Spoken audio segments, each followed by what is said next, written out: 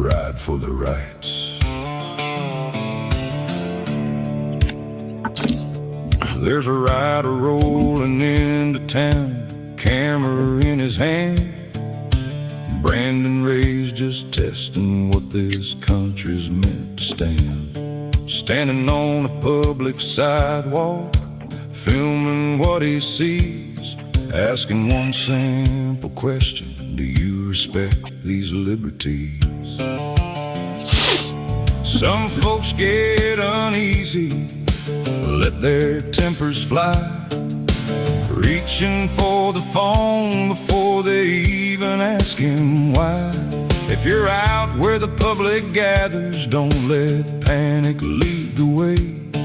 Take a breath, know your rights, and carry on your day. He's riding for the rights, under red, white, and blue. The First Amendment wasn't made for only just a few. Speak your mind, hold your ground, let freedom have its say. That's the promise of the Constitution every single day. You don't have to like the message, you don't have to agree, but liberty means protecting voices, keeping people free. Brandon Ray keeps asking questions, standing where he may, riding for the rights across the USA.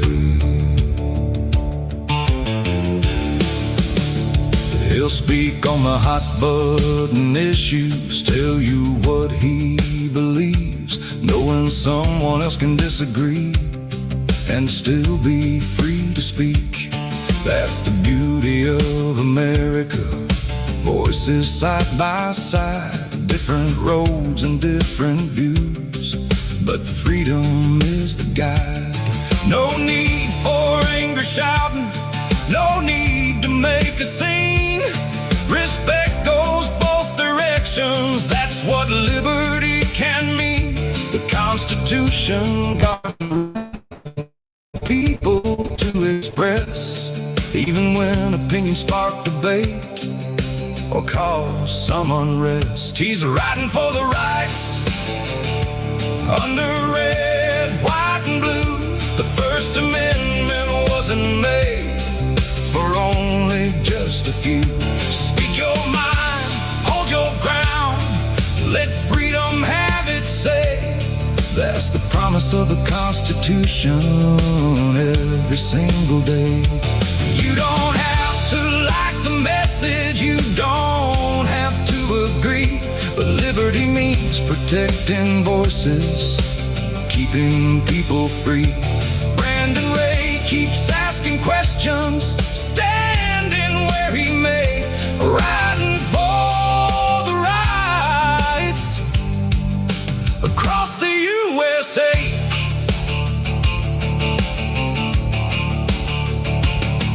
Chrome shines in the sunlight, engines singing loud. Freedom isn't measured by the size of any crowd. From mountains to the shoreline, every highway tells the tale of a nation built on liberty that still can prevail.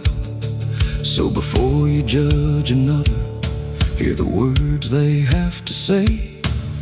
Rights belong to everyone, that's the American way. He's riding for the rights, from the cities to the plains, through the desert heat and thunder, through the sunshine and the rain, with a camera and conviction and the freedom to believe, standing on the Constitution's promises we all receive. Whether biker, friend, or neighbor, every voice should have its day. That's the road that Brandon Ray keeps riding all the way.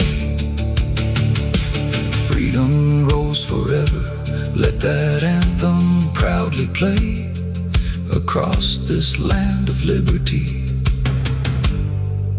the good old USA.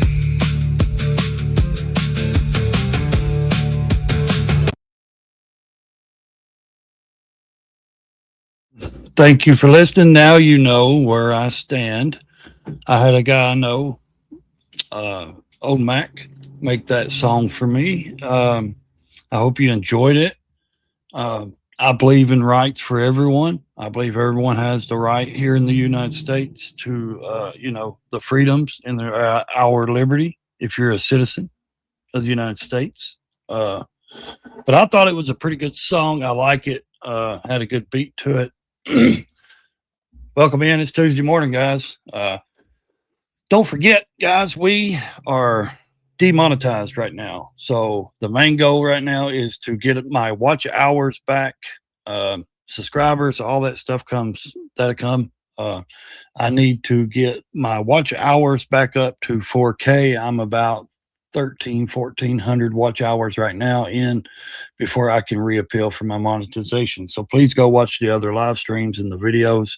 The shorts don't count as view time. They just count as views. They don't count, for the watch hours. So I hope everybody's having a good Tuesday morning. I've got all my good things done outside and things like that. Do have to do some things this evening. Yesterday I was on the road a little bit. I wanted to jump over on another guy's panel I know, Grid One Motorsports. He had a good topic going on. I really wanted to dive into it, but unfortunately I was driving. I couldn't make it on the panel. So shout out to him. What's going on, Ken? How you doing, buddy? Good to see you, Cowboy and Kim Motorcycle. Guys, make sure you go check his channel out. They are fixing to leave to go to Sturgis, North Dakota for the big Sturgis motorcycle rally that is coming up. It is pre-rally right now. Make sure you go check his channel out. He is a YouTuber. He videos his motorcycle rides and different things and stuff like that. Great guy. Great. I've met this man in person. Really good dude. So shout out, Ken. So if you've seen the topic, it is Taco Tuesday. We will be diving into some of the breaking news, hot topics, stuff like that. We kind of like to bring everything to this channel when we do live streams. And yes, I do allow people on my panel, but only people I know. Ken, are you driving? Big election coming up tonight. Yeah, man, there's all kinds of wackos and stuff. Michigan, you guys don't understand. Here's the thing that I keep trying to tell everybody. If these mosques and these Muslims take over Texas, Michigan, the northern states borders, and the southern border, why do you think there's so many in Texas? Guess what they're going to do? They will be controlling that state, the border area, the borders where people can just walk on in freely or come in. They don't have to do anything. Michigan is being pundled right now by a communist guy. I mean, he said we deserve 9/11, all this shit. How do you people even wake up knowing that you're going to vote for someone like that? Well, I was going to see if you wanted to jump on while you're driving and chat with me. That's why.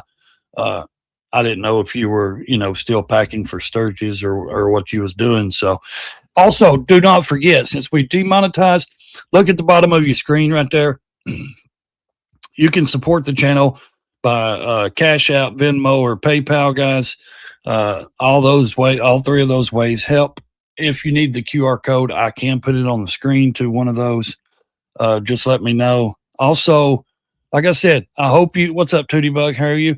I hope you enjoyed the song. I had a friend make it for me. And of course, it says my name in it. I don't care about the docs and shit. That's my name. It's on my channel. My name's my channel. So no big deal. I've been doxxed before. No one ever shows up because they know the 44, barrel will whatever. So, my camera turn. Yeah. Yeah, it don't matter, dude. I see people all the time that's driving and talking, and they're shooting, they got their headphones on and shit. Which if I show something that I think that would be copyrighted, Ken, I can make this private, stream. after I get done. So, hello, Miss Tootie Bug. I'm still waiting to get up with you to get some cool. I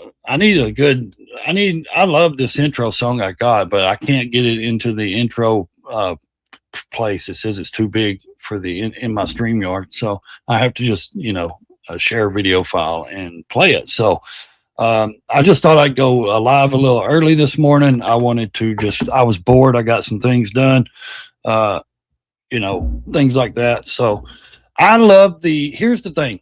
I'm a big fan, Tootie, of like Whiskey Myers, the Weather Souls, like the Red Dirt bands, like the grunge rock country, like some really good music.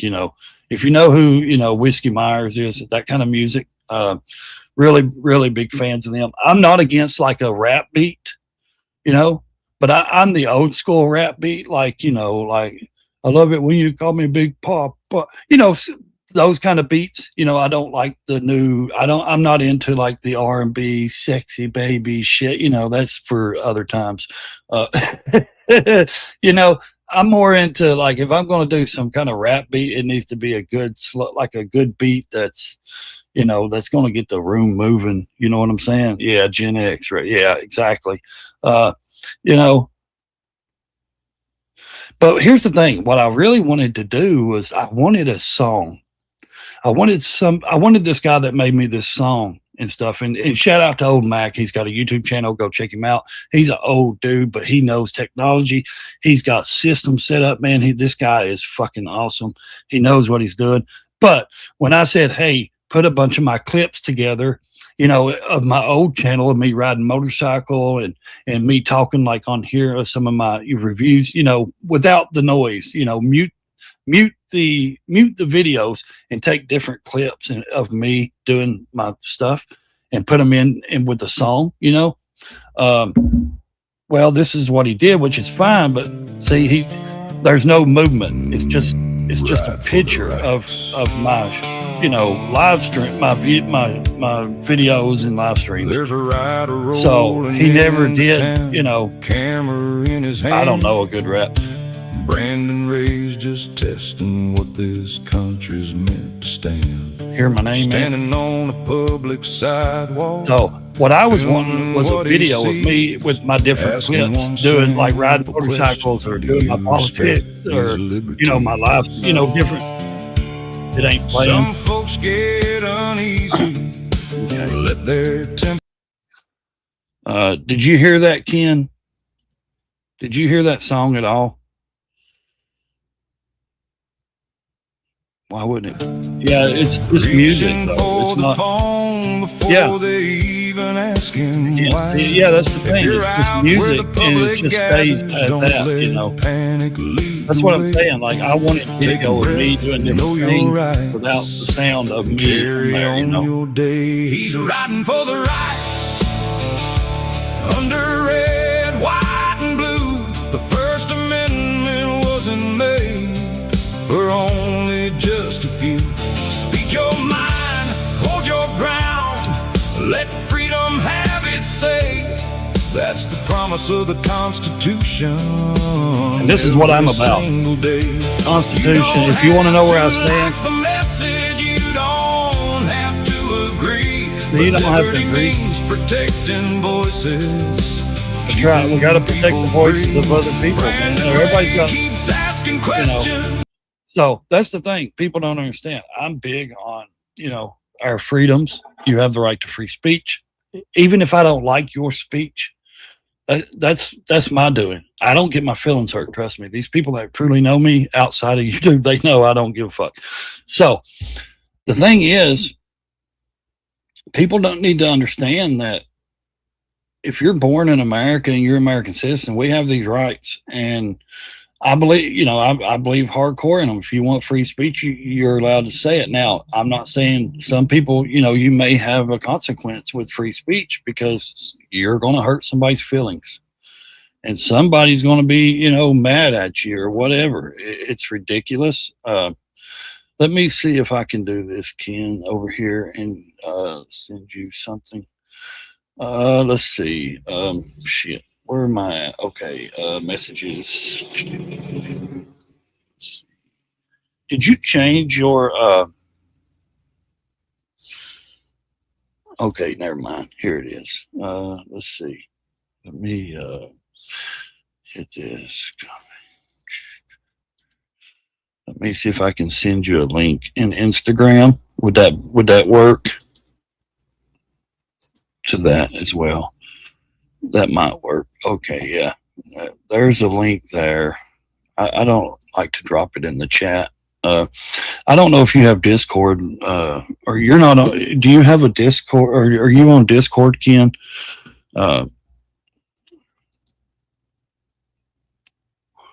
Might be able to move that into editing software. Yeah, I don't have any editing software. I'm sure I do. I have a $4,000 gaming computer laptop here. I just don't know anything about this shit.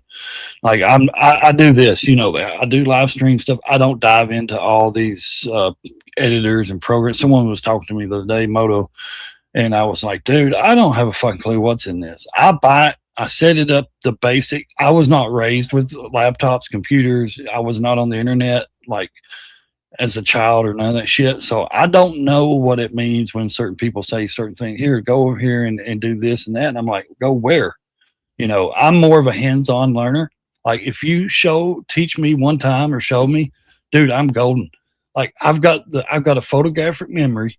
Like I can take off and go to Florida. And for some reason, my mental, I take pictures mentally of like churches or a house or landmarks. I'll never need that direction again. I'll never need to look up the roads or not. I can go straight there. For some reason, I've been like that my whole life. I can go one place. I'll never need directions again. I'll know how to get there. It's the exact same way with this, you know, laptop shit and AI stuff. Like, hey, can you go do that? No, I don't know where you're talking about. Don't have a clue what to do. But if somebody shows me how to do something, I can go straight back. I know exactly how to do it. And that's how I've always learned. That's how I've always been. I'm slower than most.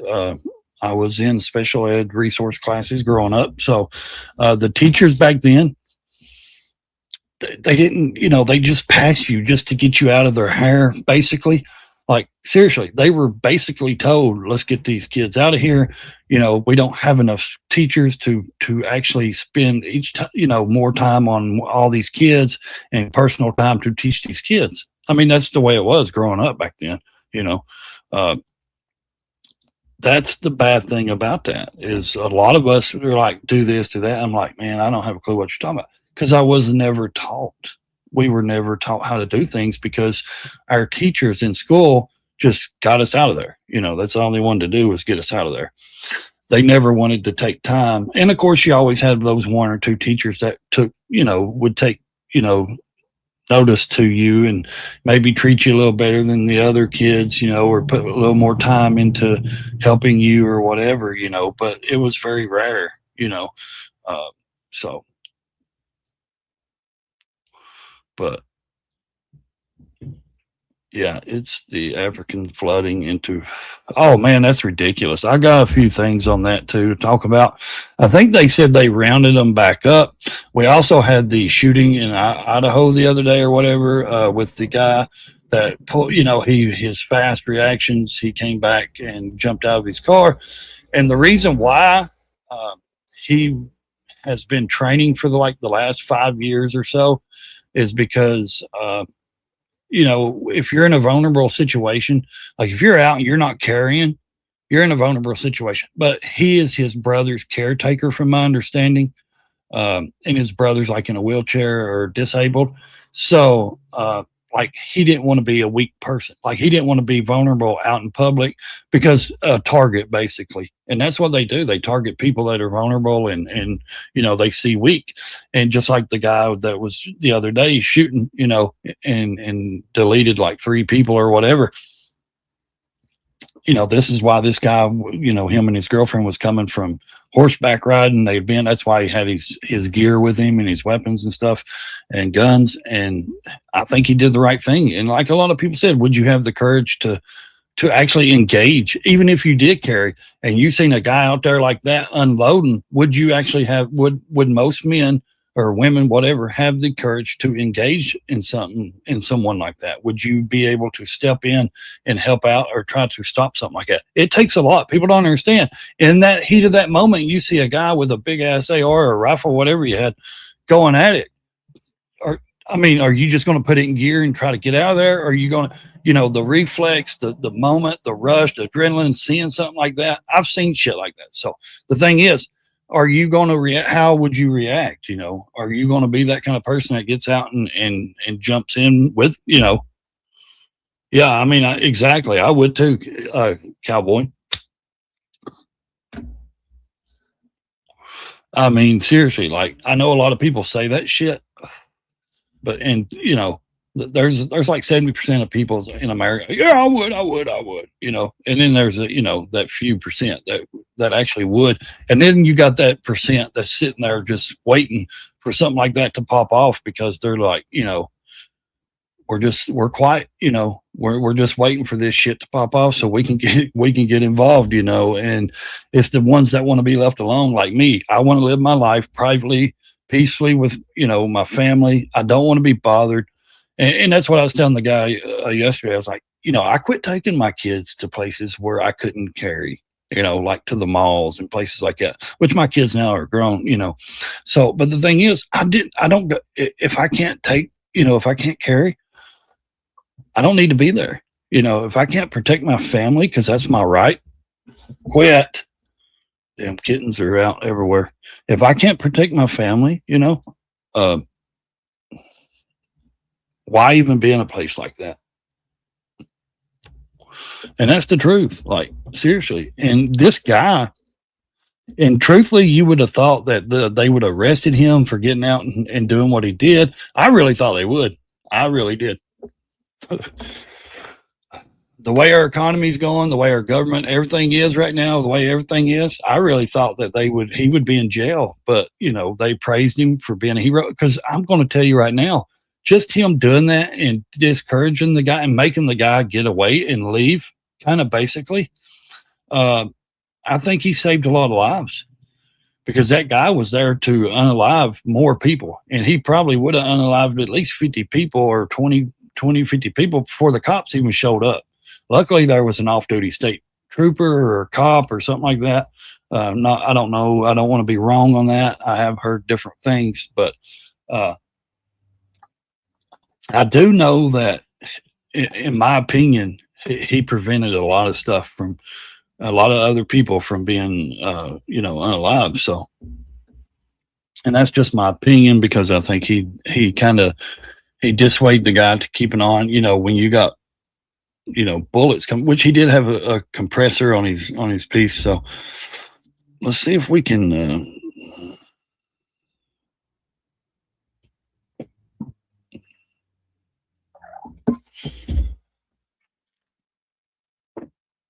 let's see. Trying to think what's up, Mike? How you doing, sir? Hope you're doing all right. Tuesday is another blessing that, yes, it is. Sure is. Screen share. Let's see if I can share one of these screens here. I'm trying to pull up some stuff here. We're just jumping into some little stuff. Look here, guys. Pick your bathing suit. What bathing suit do you want to see your wife or girlfriend? Surely not 7, right? And I was so blown away over, yesterday I was found out they have built a mosque in Gatlinburg and in Tennessee. And I'm like, what the hell? These people they're flooding in, I'm pleading the fifth. You gotta be kidding me. Look at that. Yeah, there we go. That moron. Let's see. Spider-Man. Yeah, look, what an idiot. Yeah, buddy, you didn't do anything. Well, let's see. What?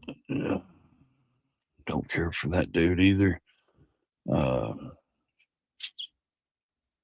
want to see that. Yeah, this Fauci, man, he needs to be locked up, in my opinion, guys. He needs to be in prison for life. Here's the guy. Let's see. I think his name was Jordan something. Go on, guys. Go on. Go. Let's see. Maybe.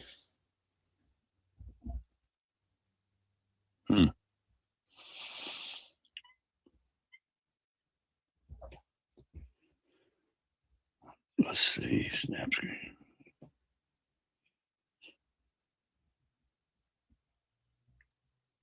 These guys talking about how many vehicles are going in the opposite direction. Who cares, buddy? Why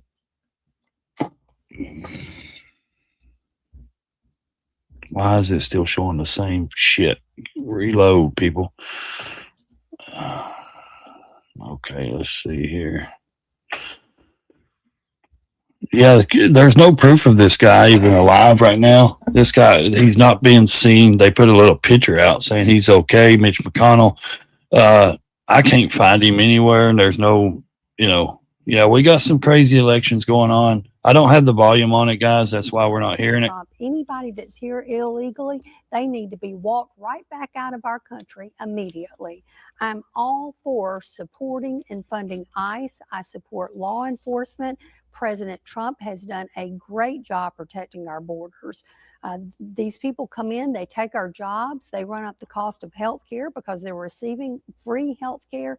So again, I think President Trump has done a fabulous job protecting our borders, and I'll continue to stand with him. This one's easy. Darlene Graham, I don't know who she is. Let's see. I think he's got a YouTube channel, but I don't really have permission to show his content. Let's see.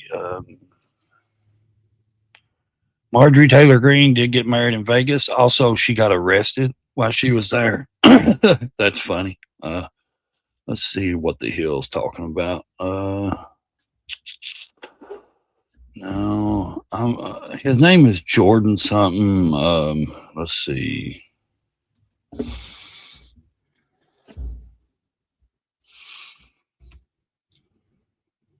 I don't think it's that.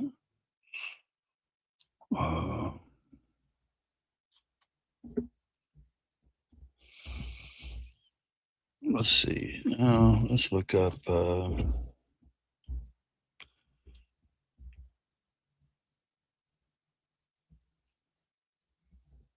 Idaho shooting.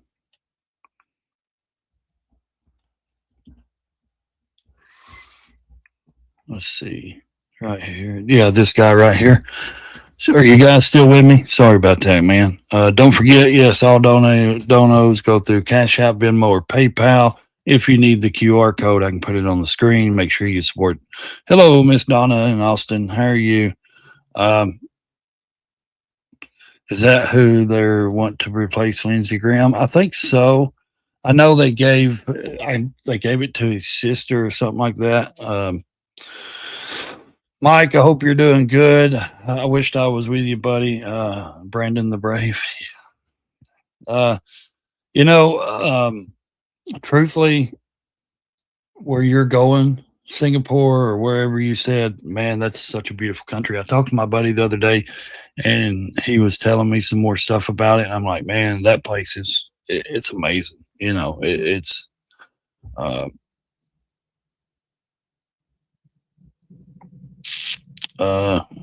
Yeah, please donate. I need the help. I got $1,500 to raise. I got my transmission is out of my truck. I've got to replace the transmission or rebuild the transmission. To leave Dubai. Okay. Has your flight been canceled? Ken, did you get the link on did you get the link, Ken, in your Instagram? If you want me to send it somewhere else, I'll send it somewhere else. Let's see this guy.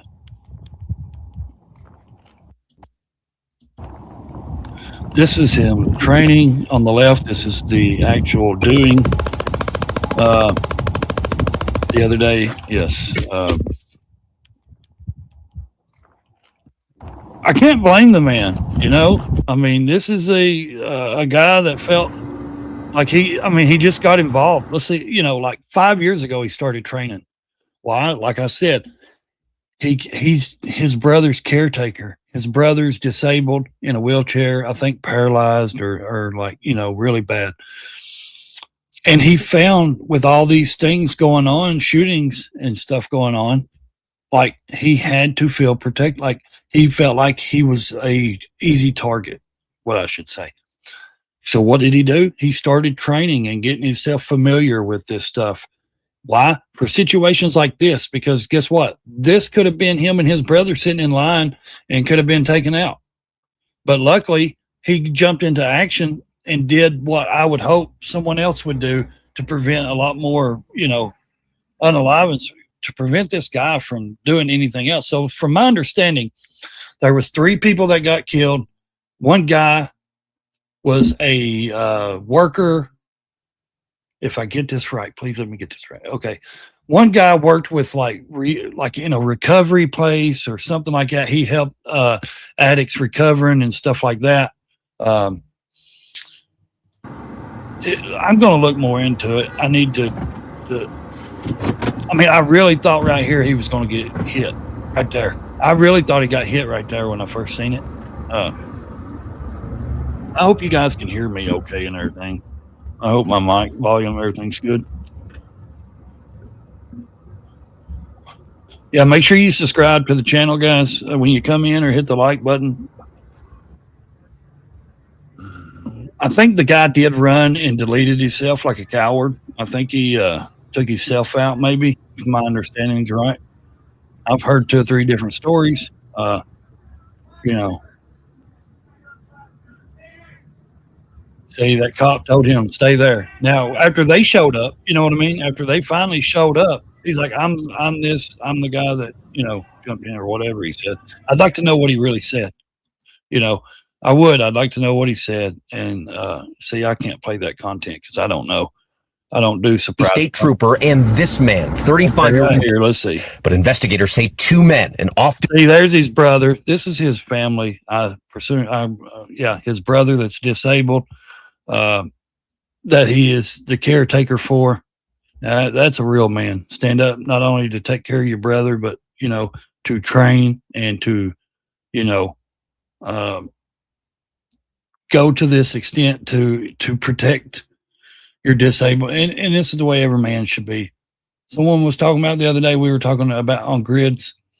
It was like, what has America done to men? You know, they've stripped men down to where, you know, everybody has to have a safe space and all this shit. There is no safe spaces. I don't care if you designate one little side of this room to a safe space. There's no safe space in this country or in this world, basically. And he noticed it. He knew it. So what did he do? He trained himself. He started doing what he did because he didn't want to be an easy target. Duty state trooper and this man, 35-year-old Jordan Salinas, fired back. I peeked around the right-hand side of that sign closest to the road, and that's where I saw the individual with his rifle pointed at the vehicles. Authorities believe those heroic actions drove the shooter from the scene and likely saved lives. He seemed unusually comfortable aiming that rifle at those cars, and then as soon as some rounds started coming at him, everything changed. Immediately, all that, you know, all that bravado he had immediately crumbled. But investigators say 2 men, an off-duty state. He didn't expect fire to come back at him. You know what I mean? Like he didn't expect someone to take a hold and start shooting back. The road, and that's where I saw the individual with his rifle pointed at the vehicles. Authorities believe those heroic actions drove the shooter from the scene and likely he shot saved into lives. a vehicle. The shooter actually comfortable shot, aiming that rifle at those cars. Yeah, he And was then as aiming. He soon was as shooting some into rounds the started car. coming at him, everything changed. Yeah. He was shooting at the cars. Like he shot in. There he is. Yeah. People running. Everyone, the employees, everyone trying to get out of there. People in the parking lot, they were trying to get out of there. Which I don't blame them because most people are so terrified. They don't know what to do. They've been taught to get down, hide, and that's the problem. They need to be teaching them to carry and, eliminate a target to help prevent other target. You know what I mean? To keep other people safe. And that's what I was talking about on grids while I was in the chat. I was talking like, where are they teaching that? They're not teaching that anymore. They don't teach that. They don't even teach it in the churches. I mean, really, they don't. They're not teaching young men to be men. They're not teaching people the right way to do things. Society has stripped, there he is right there in the corner. See that one? This is the one where he's shooting into the car. That's sad. I mean, what an idiot. This guy's a freaking idiot. This guy, yeah, and then he deleted himself because he's a coward. That's a coward for you. So there's 1, 2, 3, 4. That makes the 5th shot into that car that he just shot into that car. The 5th one. Yeah, he's a coward. And then he goes back over here, and then what's his name? Jordan engages with him. Yeah. So running from in and out. Call the police. What's happening? So we got an update on the In-N-Out shooting that took place in Idaho today. That's actually reportedly one of the shooters that was shooting the windshield of a Tesla. Not sure quite why. They haven't publicly I don't know if this person just yet, but I'm sure they will. But as of August 1st of 2026, Twin Falls police responded to a active there may not been anyone in that took that place at a newly opened. Now, like I said, there may not have been anyone in the car. The reports I've heard is, there were 3 people that he unalived. One guy was either in the in and out or in the line of in and out or standing out there. I can't, like I said, you can't show certain news clips on here because everybody wants to, copyright you. In-N-Out Burger at the 1965 Blue Lakes Boulevard North in the Canyon Rim area near Twin Falls Visitor Center and a busy commercial district with retailers, hotels, and a mall. The report came in around 2:30 to 3 o'clock p.m. local time, and witnesses described hearing dozens of gunshots. Social media videos posted showed a bunch of people running around and at least one man with what appeared to be a rifle firing, including at a parked So Tesla, far, Mike, I don't know what the Tesla story with was. unclear occupancy. I also saw another video that was recorded from the In-N-Out Burger that showed it looked like somebody that had pulled. Excuse me. I'm sure they'll claim some mental health issue bullshit. And when I was saying yesterday on Grid's chat, when I said I didn't believe in mental health, I do believe in mental health. I don't believe that everybody has mental health issues, because I actually have mental health issues and it's documented. But it's never made me want to go out and do something like that. You understand? Never at my lowest point, even in prison or anything. It's never made me want to do anything like that. Never, guys. So these lawyers get up here and convince their clients, like they have for the last 20 years, oh, my client's crazy. My client's crazy. What they're doing is they're stripping all these, and I believe the lawyers are involved, in my opinion. They're stripping all these American people from their Second Amendment rights. They're trying to get rid of the Second Amendment in my book. Now, this is just my opinion, guys. So don't take it as any advice or anything like that. But what I'm saying is, in my opinion, they convince their clients to plead crazy or nuts, and that automatically will, strip their Second Amendment. Also, we don't have a mental problem in this country. We have a criminal and evil. People are evil. They want to do bad shit to other people, and they're criminals. There's criminals, and then there's evil people. I believe in evil. There's a lot of evil people out there. They're not all mentally crazy. Yes, there is mental people out there. And I promise you, they're in a room, or they're somewhere depressed, or they're in a, padded room, or they're dealing with a lot of shit by themselves in their house. They're not out here in the streets, doing that. This is evil, and there's criminals. So I'm sorry if you get mad. I don't care. I have mental issues. I know what mental things do to you and what can it do. Yes. But from my experience, it does not make me want to do any of this shit. This is crazy. This is evil is what this is. The guy, and let me tell you something, just like Grid said, if our country condemn someone that crazy, why are they in the street? Why are they allowed to live out here in public? They need to be locked up. If you're that crazy, why are you in and out of jail 25 times? Why are you doing some bad shit to people over here? Seriously, like, it's ridiculous. And I don't care. People can disagree. Thanks, Mike. You agree. Yeah. And like I said, I know what mental health is. I'm bipolar. I have depression, anxiety, things like that. I suffer from a lot of that stuff. But I promise you guys, that's not mental health. That's evil. That just wants to hurt people. They want to see the world burn. There's just people out there. We have to accept that.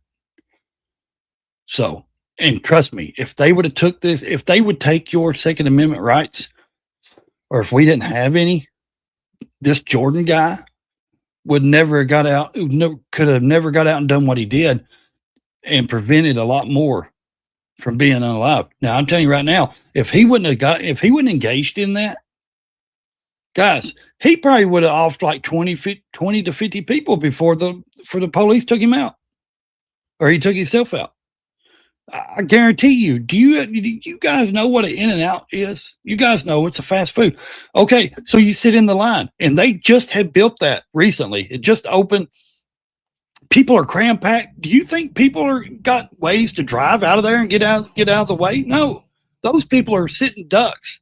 I mean, they're just sitting there like a target at a fair, like you're shooting those little BB guns at a fair. They're just sitting ducks. Is all they are. And he could have took out every person in that drive-through. Thank God that Jordan guy engaged and did what he did. I don't know. I do believe he deserves to be called a hero because he just saved a lot of people, in my opinion. But like I said, that's my opinion. A lot of people, it's just my opinion. This is the picture of the guy on the right that did it. See, look, there ain't no mental health there. He's just evil. He's evil. See what the news. Right hand side of that sign closest to the road, and that's where I saw the. Why do they have to put music in a damn news? Oh, dude, they fucking shooting up. They put music in news clip. I mean, look at that. Where's everybody going to That go? nigga got an AK. Everybody going to run in their cars? Nobody has a place to run Look at to. this fucking wacky motherfucker. He's Yeah, got a look. fucking serious fucking gun. Look at him. Oh, There's he's his getting car. a I guess motherfucking- that was his oh. car. Yeah, another gun. Yeah, look. Oh, Hey, he's grab something Getting into bigger. the trunk. We're getting the fuck out of There he is. He's getting into the trunk of He his got car. fucking serious fucking gun. Oh, Yeah, now he's he getting wasn't a done. motherfucking. I'm telling you, he had another gun. He was fixing to off a lot of fucking people. A lot. You grabbing another gun. Oh, Oh, you he's grabbing something bigger. We're getting the fuck out of here. You I better mean- get out of here. Weak ass men. We're getting out of here. We're getting out of here. We're weak. See, that's what I'm talking about. Weak ass people. Society has deemed men and stripped men from everything, basically. Not me, but because I was raised a certain way and I will go to my grave a certain way. I'm a man. But what I'm saying is this is a perfect example. These two guys right here, because they're not carrying, they don't have the courage. They haven't been raised to, and they sound young, probably in their 20s, late 20s, mid, late 20s, 30s. And they sound like a typical guy in society today. We're going to run from an issue because we don't know what to do. We don't know what to do. We're going to get out of here. I get it. You want to be safe. You don't want to be around that, but I prefer to have the mindset of Jordan. You know what? I'm going to engage and I'm going to take this son of a bitch out because he doesn't need to be doing this to anybody. Hey, stop shooting! Oh, like he's going to hear you shoot. Okay, yeah. Well, while you're running They away. fucking What a- shooting up. This is what I'm talking about when I say weak men. Weak men. Yeah, why shoot into a Tesla? You don't like Elon Musk? I mean, then he pointed and did something. See? Yeah. This person's like recording. Dude, you're lucky that guy started engaging because this guy could have got you from the back. Yeah, they're ducking now. So, I mean, like I said, it's really just, it amazes me sometimes how people, react in their words because it's like, what the hell, man? Like society is full of, hey, Ken, did you want to jump on, bud? It's up to you. Mike, you're welcome too. I don't think Donna ever gets on anybody's stream or nothing. But you're more than welcome. Society's produced some foul, phony, pink wearing, tutu wearing men out there, and I'll be honest. I wouldn't put my life in any of these people's hands. I really wouldn't. There's too many, weaklings, I should say, that's out there. That's the issue, right? Got to make a phone call in a minute, and then I'll be back. Okay. Trump has issued the ability to own weapon across the board in all 50 states. Yeah, but that doesn't mean, Mike, that the states are going to allow it. You know what I mean? He may have done the issue across all 50 states, but what's the law enforcement in that state? Are they, Are they liberal, or the lawmakers? What are they going to do? Seriously, that's where you got to look at it when it gets down to, yeah, okay, everybody can carry, but then guess what? Your local police don't want you to. They're going to arrest you. They're going to find something wrong with you. They're going to find something to put on you. Something, that's what I was thinking, Ken. Like, I would have run over that son of a bitch. I'd have threw that son of a bitch. But if my kids and wife was with me, I wouldn't have done it, because all he'd had to do is turn and start pulling the trigger. So there's different ways of doing things. And I get what you're saying, but yeah, like, there's no way. Another paid partnership wanting me to another email. I get like 30 emails a day, guys. You guys don't have a clue. Paid partnership proposal. Elevate your content with techie AI. Yeah. Hi, brother. I hope you're doing well. I've been following your channel for a while. They always say that. Da-da-da. I'm Lucy from TechDo, managing global influencer collaborations for da-da-da. Giving your channel unique. Yeah, never hit on those fucking links, guys. That's how I got hacked the last time. Never click on those fucking links. They'll download their fucking Trojan horses. They'll kill your fucking channels just like they did my other channel. I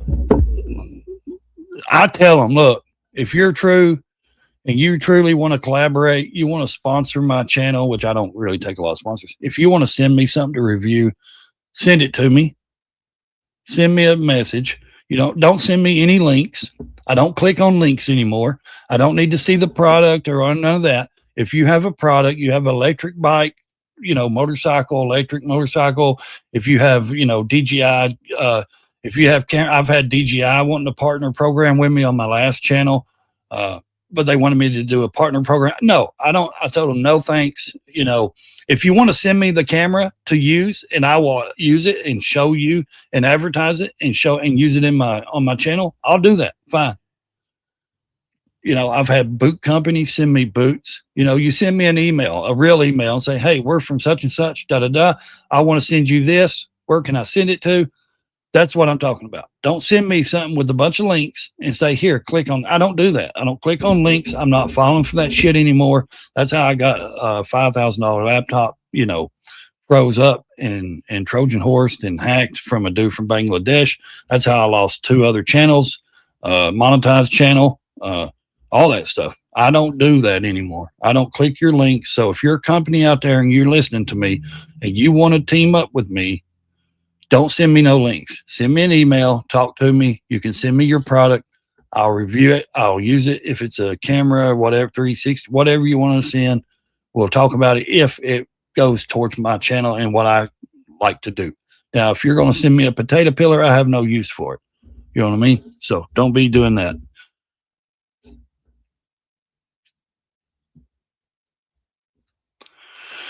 You're not right. Wrong. But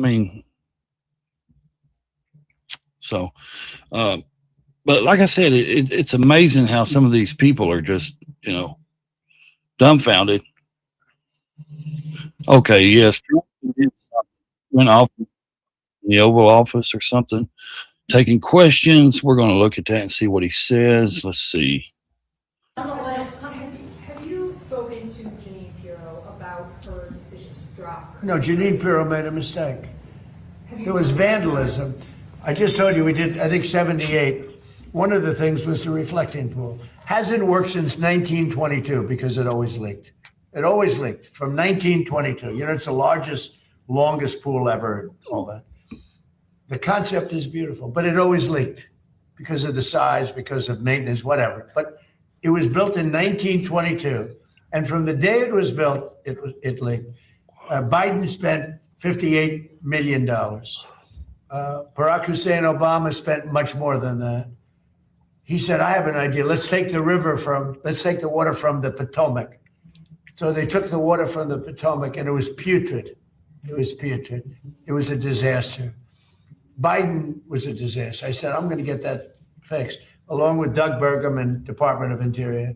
And we worked hard on that. Now, we worked hard on all 70. It's actually, I think, 81 now. You saw the new horses that just opened by the bridge with the gold. That was the way they were many years ago. Now they look better than they did many years ago. I wish they'd hurry and These fix it or monuments do look something with better that than they pool. did when they were originally built. Not just a little fix-up. We made them the way they were, plus. And everyone's so proud. The biggest, one of the bigger jobs was not really the biggest, believe it or not, but one of the biggest was the reflecting pool. And we did a great job. We sandblasted the stone outside. It was granite, so it has a long life. We did a great job. We got very expensive material to put on top of the surface that always leaked because it was stone. It was a stone surface. Always leaked. And we put it on, and it was beautiful. Now, we have photographs or tapes, like moving cameras, right? We have them where people are on the side cutting it with a box knife. Was it? So Why? I'm not saying Because I was people are 100% thrilled evil. with, Like I said a minute the ago. contractor, but the contractor was rushing. We wanted to get it open for July 4th, and we got it done. But in addition, there was vandalism. Number one, look at Exactly. the grass. People are evil. The grass.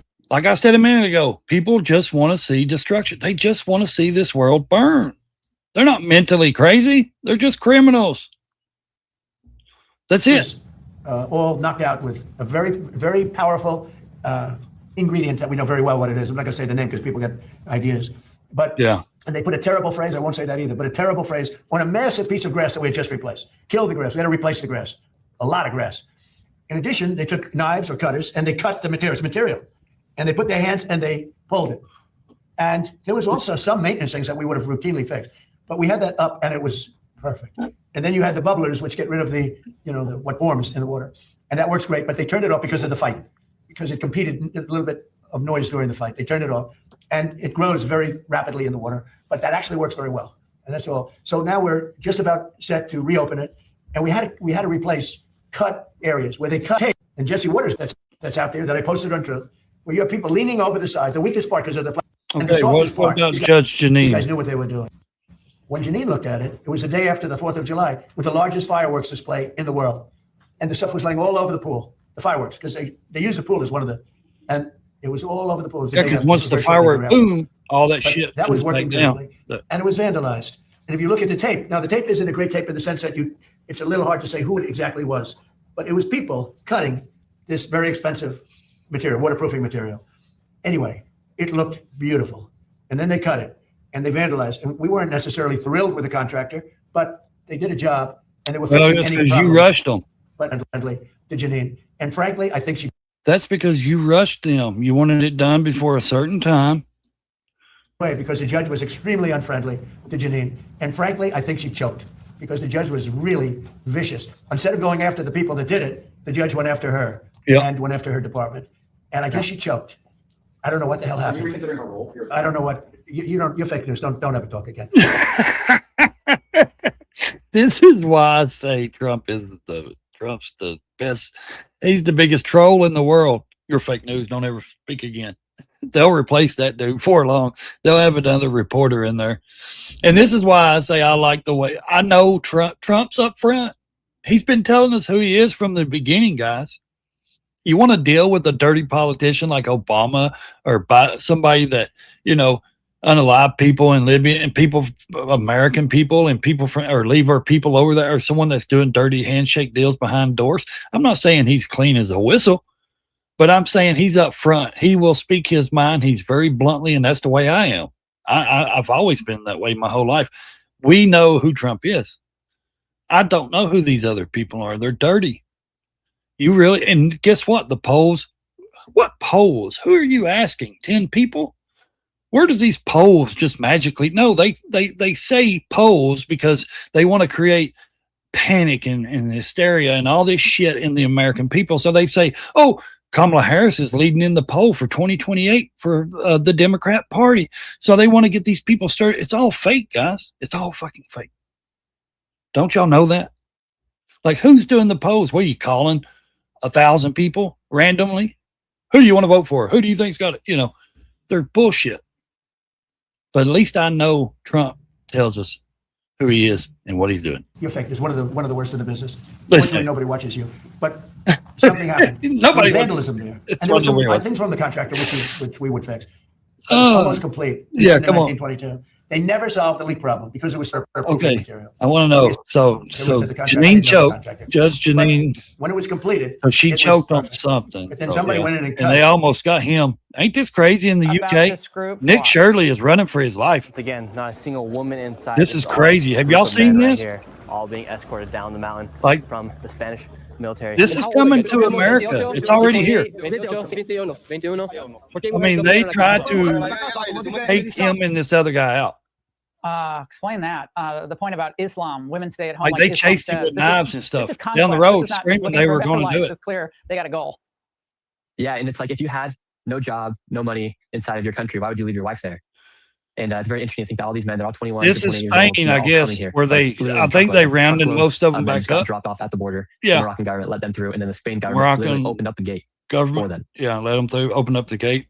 And what's crazy is, like, he was over Just like in they the did UK, the rest, yeah. and they literally was chasing him down the road with knives. This is the Michigan guy. Backing of the Democratic This is the Socialists of Michigan America. guy now. Like I said from the beginning, why are they putting tons of Islamic Muslim and mosque in Texas and Michigan, the northern borders of Canada? Why? Because look how many of them's in Canada that will be flooding the United States if these people control border states. And as soon as they take out, you don't think it's possible, but it is. Guys, they can wait 200 years. They have 10 kids each. They have these, you know, they can sit and wait us out is what they can do. But once y'all say, oh, they won't never take over Texas, they are taking over Texas. That's the thing. You guys are blinded. Guess what? When they control that border state, they can look the other way when 10,000 people come in a month. They don't have to push the laws that some guy in Washington saying, hey, shut the border down. Okay, we shut it down. They can look the other way and thousands of people can come in of their kin or whoever.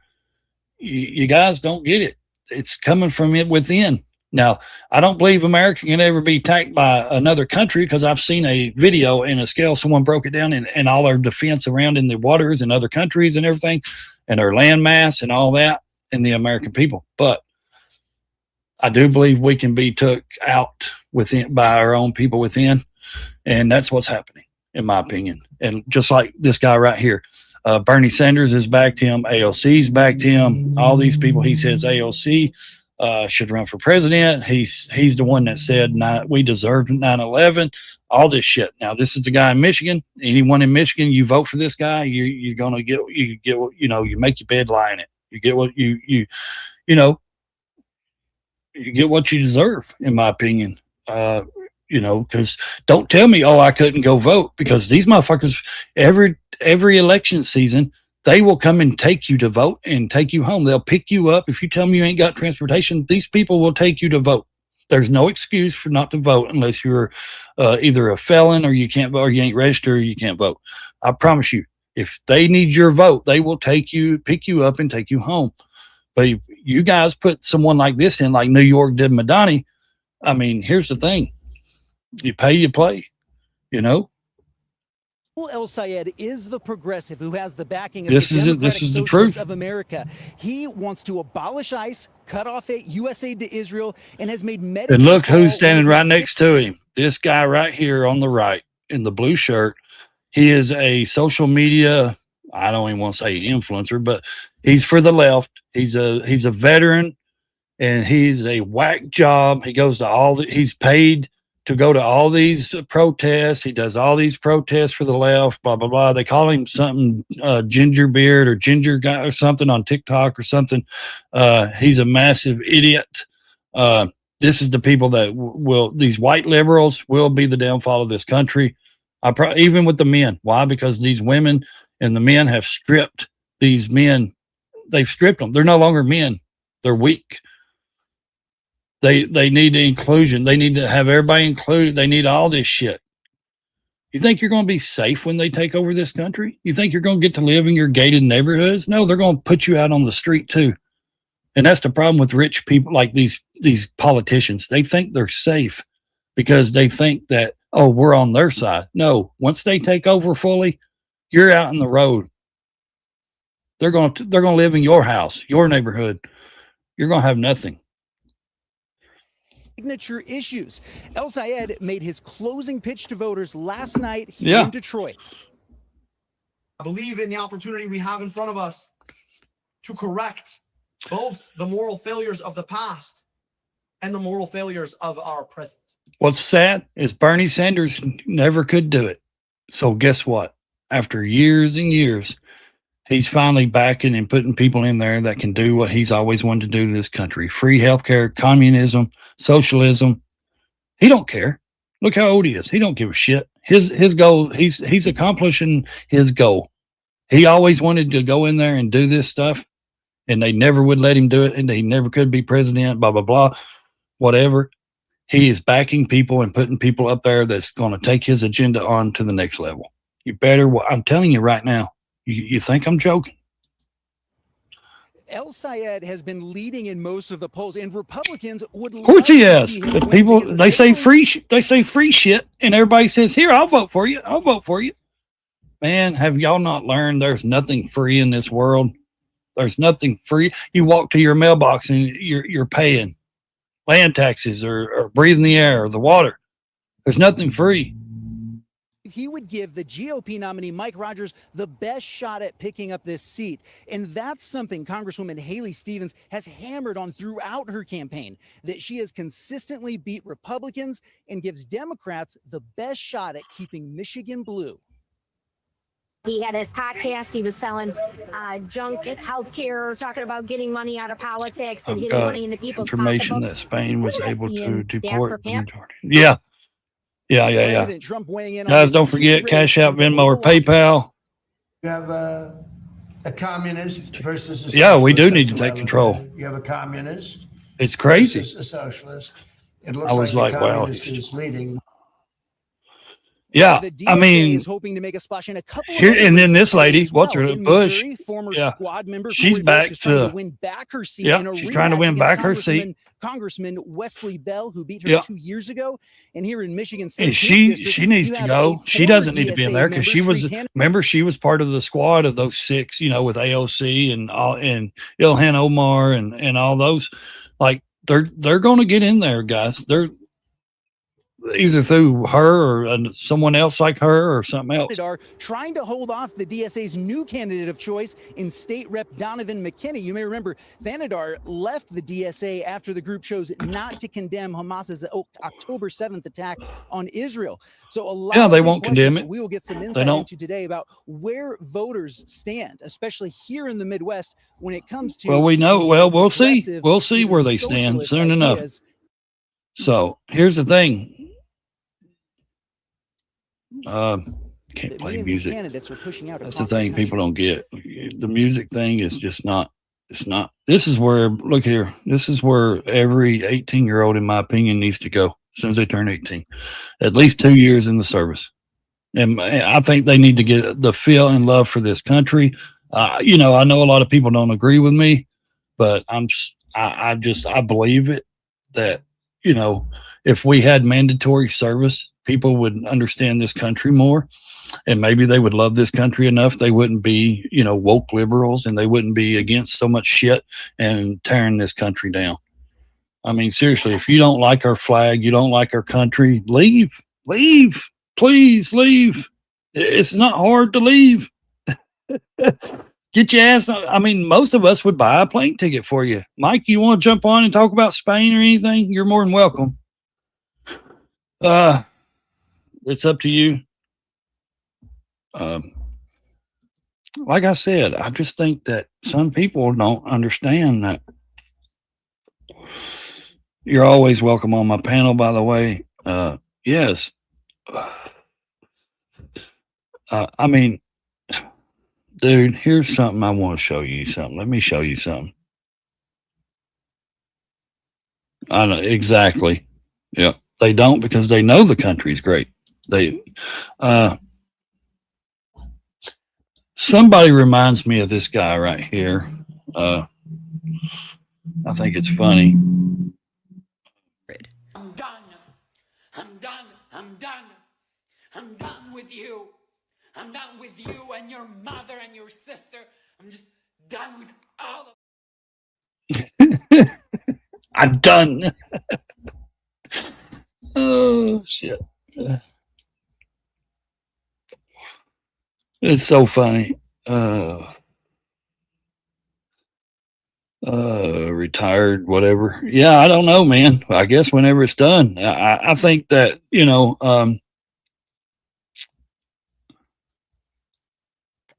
does that remind you of Casper or 10th Man? I'm done.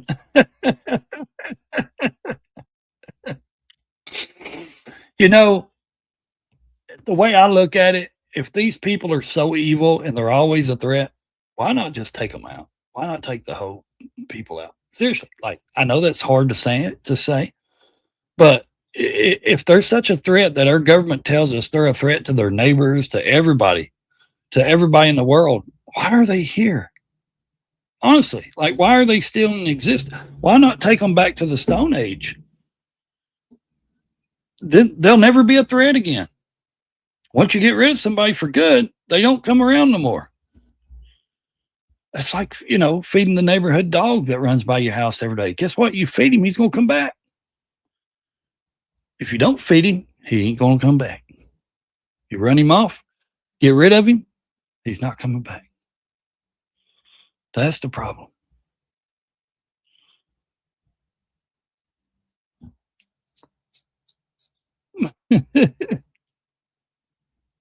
I was like, that clip made me laugh so much. I was like, shit, dude, that's so funny. Here, let me see if I can. There we go. Let's see. I wanted to show this other one, but I got a good one. A dono would a really good dono would get me to play another one, but I actually created one, and now that every time I play it, I get hit with a copyright, but it's not a strike. It's like, it doesn't go against my channel, but I guess the people decided to, legalize the music. I went through the Carvana editing app or whatever it is, the Carvana free app. So I put a picture in like a little, like 6 or 8 second little music, kind of theme music. And every time I play it, I get, YouTube Studios to send me a notification saying, this is a copyright. It won't affect your channel, but the people's decided to monetize it, I guess. And I'm like, really? That's crazy. They give you shit for free, but then they're going to hit you on certain things. That just makes, me irritated. A creator I used to hang out with lives in Michigan. Okay. Oh, just her city. Yeah, I got a good friend up there that lives in Michigan. I got a couple of them, and going to statewide thing to go into people's houses oh yeah, that's wrong. No, you ain't coming into my house. You don't need to assess anything in my home. I got some friends up there in the chopper community, and you wouldn't believe the shit that goes on in Michigan. I'm like, how do you guys even live there? How do you still live in that damn state? The way that they're running Michigan. I mean, it's ridiculous. It really is.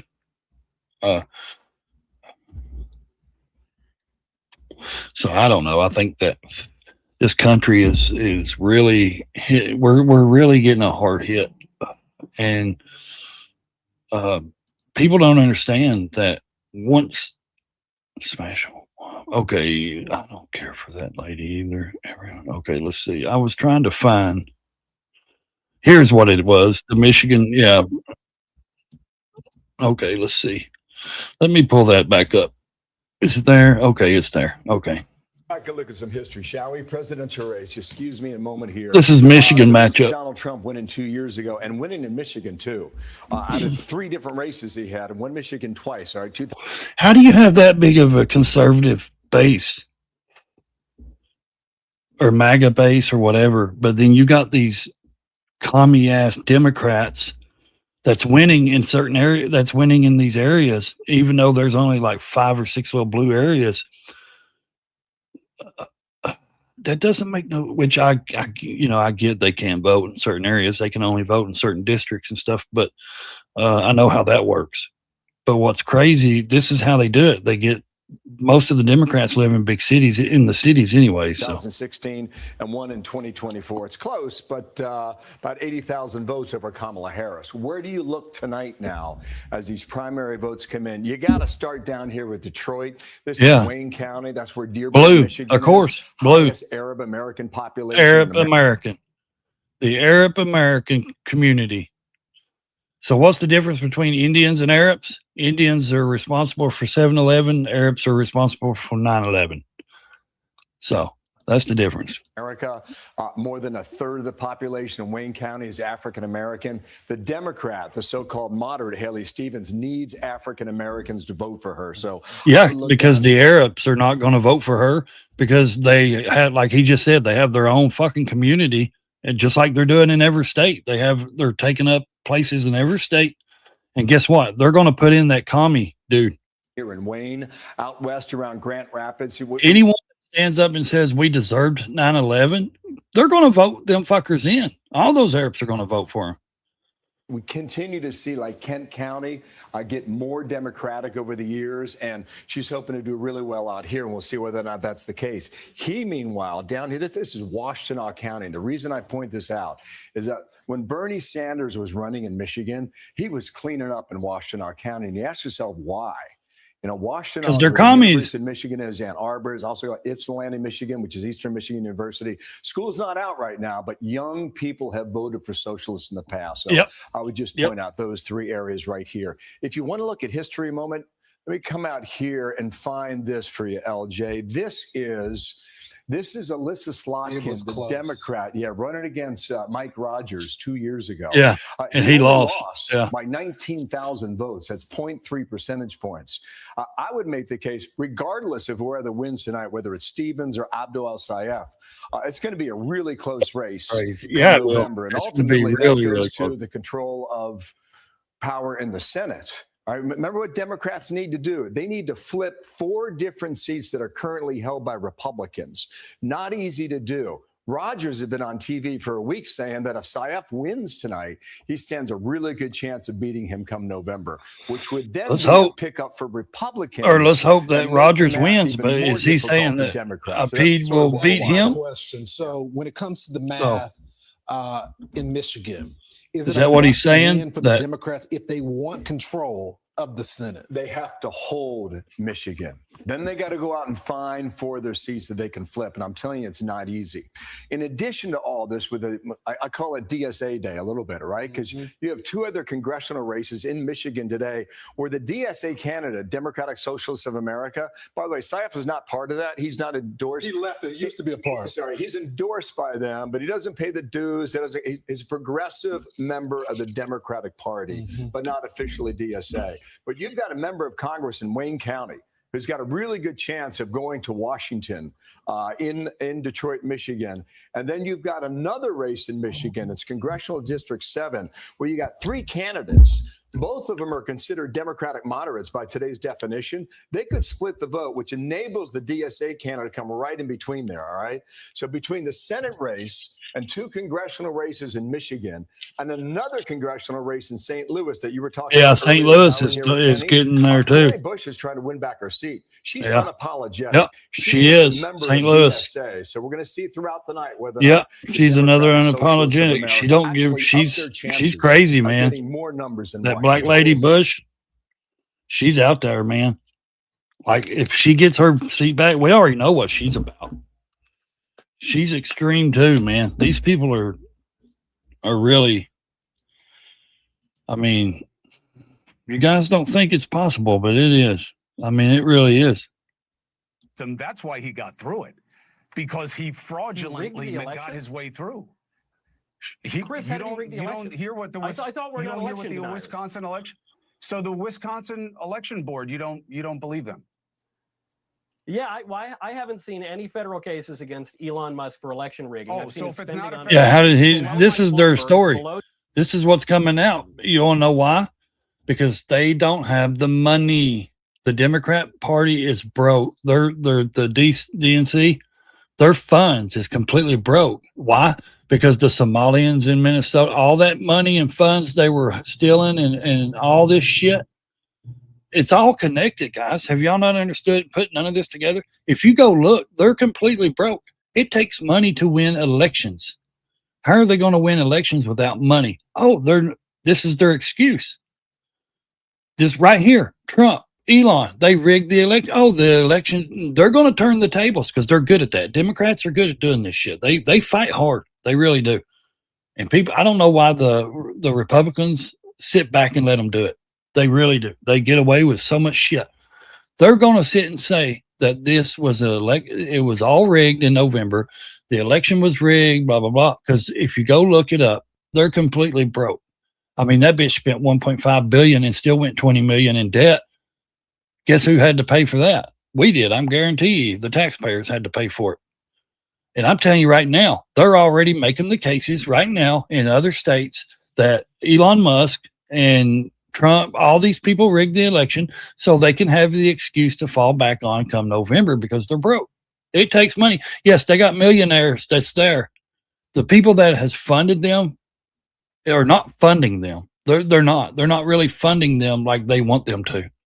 So Tom Steyer's, both Democrat donors. So Elon Musk has donated a lot to elections. That's great. But don't forget this idea that Elon Musk has made money on politics. Yeah. Elon Musk got decimated in his businesses. Exactly. Doge in the campaign. The National Bureau of Economic Research says that Tesla sales were down by 83% because he got involved. That was tens of billions of dollars. We know that his X contribution to preserve free speech, he lost 75% on that. Yeah, he lost 75% of that on that. It's also a crappy car. I had one. Okay, I think that's part of what's hurting Tesla. Well, that was your ignorance for buying it. I can't help but notice a lot of people loved buying those cars until he got into politics. Yeah, this guy everybody wanted one until he got into politics. Immigration system that if he weren't a rich white guy from South Africa, why he'd be getting dragged out of his car at a traffic stop and getting his ass beat. Always why are they always violent? Why are they always violent? The left is more violent than any fucking body I know.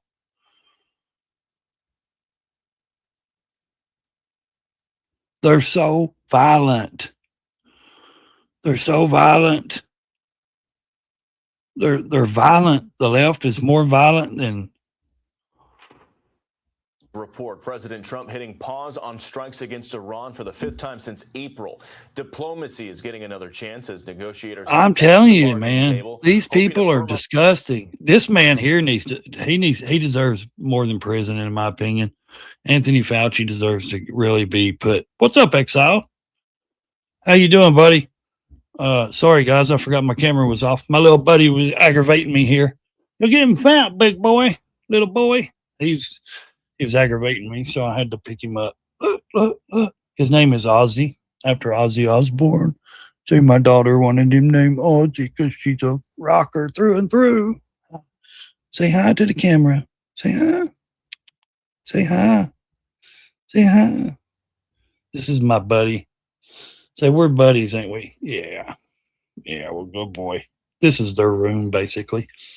This is their bedroom. Yeah. Say, what's up? Where's your sister? Huh? Where's Mavis? The mama only had 2 of them, a boy and a girl. He's this color. The mama's this color. And his sister came out all black. All black, man. Solid black. And the daddy was like this. She's somewhere around here. They usually sleep here in the guest room, the bed, because this is a guest room. I just turned it into like my office area. Here he goes back in my lap. I put him down. I'm telling you, he's a lap cat. So is she. Mavis. Do you guys know what Mavis's name comes from? What? It's the Adam Sandler cartoon where he's the vampire. His little daughter that turns into a bat. That's her name, Mavis. He's licking my. What are you licking my hand for, bud? You've had food. Quit. What? So, sorry. Like I said, you guys, Mike, you guys are more than welcome to jump on if you want. Let me know if you do. Just don't break TOS, even though I'm demonetized right now. I know Mike don't. Exiled, I've seen you on a couple before. I don't think you'll break TOS. See, you just lick, sneeze. You want to lick my hand? What? There's nothing on it, bud. You smell my sausage and biscuit this morning? Yeah. What? You're going at it. You want in the window? You want to go in the window? You want to get in the window? Huh? I got a window right here. I open up for them, and they sit up in the window. Good boy. So,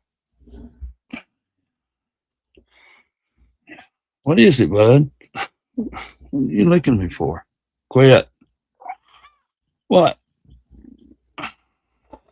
Go on. That's not yours. It's my lighter. Quit. I guess he just wants loving. They're babies. They're not even 6 months old, you know. Go play. Here, go. Go play. Go play. Oh, man, I had some issues with my GoPro yesterday. My goodness, bud. Go. And it didn't want to come on. And finally, I got it. I know if your GoPro doesn't want to come on, I got a battery pack. I got like these big battery packs right here. You plug in, you put three other batteries in. I got 3 batteries in there, and you charge them all at the same time. The thing is, I just plugged it in. You plug it in and just leave it plugged in, even though if the battery's charged. Just plug it in and leave it plugged in, and eventually it'll either come on or it won't. I thought it might have gotten too hot, but I've had it in some really fire heat in Florida and stuff.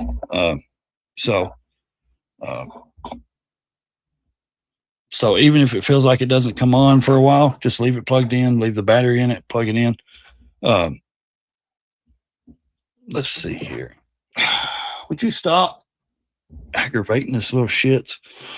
Yeah, don't be greedy. Hit that subscribe button. Would you stop, bud? Here, let's play a song. Let me get him out of here.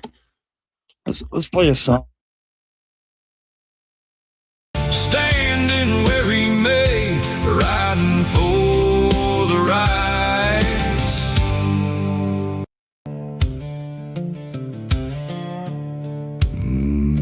Ride for the rights. There's a rider rolling into town, camera in his hand. Brandon Ray's just testing what this country's meant to stand. Standing on a public sidewalk, filming what he sees, asking one simple question: do you respect these liberties? Some folks get uneasy, let their tempers fly, reaching for the phone before they even ask him why. If you're out where the public gathers, don't let panic lead the way. Take a breath, know your rights, and carry on your day. He's riding for the rights, under red, white, and blue. The First Amendment wasn't made for only just a few. Speak your mind, hold your ground, let freedom have its say. That's the promise of the Constitution every single day. You don't have to like the message, you don't have to agree, but liberty means protecting voices, keeping people free. Brandon Ray keeps asking questions, standing where he may, riding for the rights Sorry about that. across the USA. They're in their playing mood, and my kids start school back tomorrow for one day, and they're out till next week. Ridiculous. He believes someone else can disagree and still be free to speak. That's the beauty of America. Voices side by side, different roads and different views. They're different, ain't they? But freedom is the guide. Cats are No completely need different. for I love 'em. shouting, no need to make a scene. Respect goes both directions. That's what liberty can mean. The Constitution guards the right for people to express, even when opinions spark debate or cause some unrest. He's riding for the rights under red, white, and blue. The First Amendment wasn't made for only just a few. Speak your mind, hold your ground, let freedom have its say. That's the promise of the Constitution every single day. Sorry about that. All right, I'm back. I put them out. So, that song goes on. It's a good song. Had a friend to make it for me. Yeah,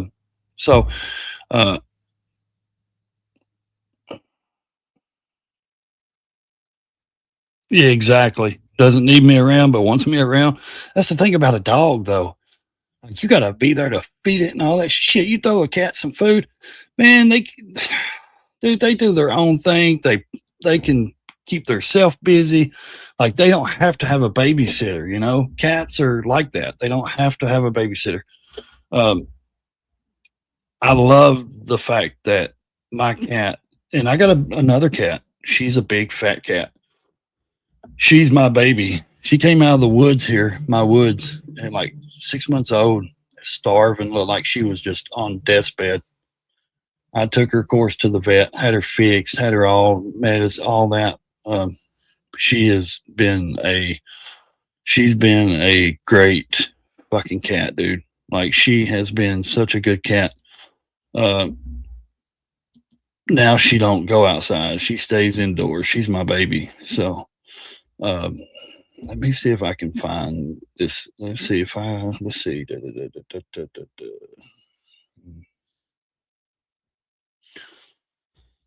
I had a picture the other day I was looking at of when she was 6 months old.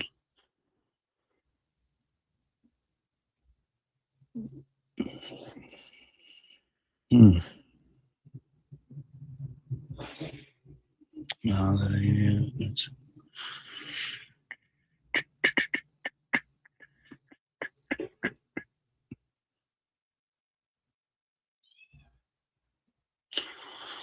They're silly.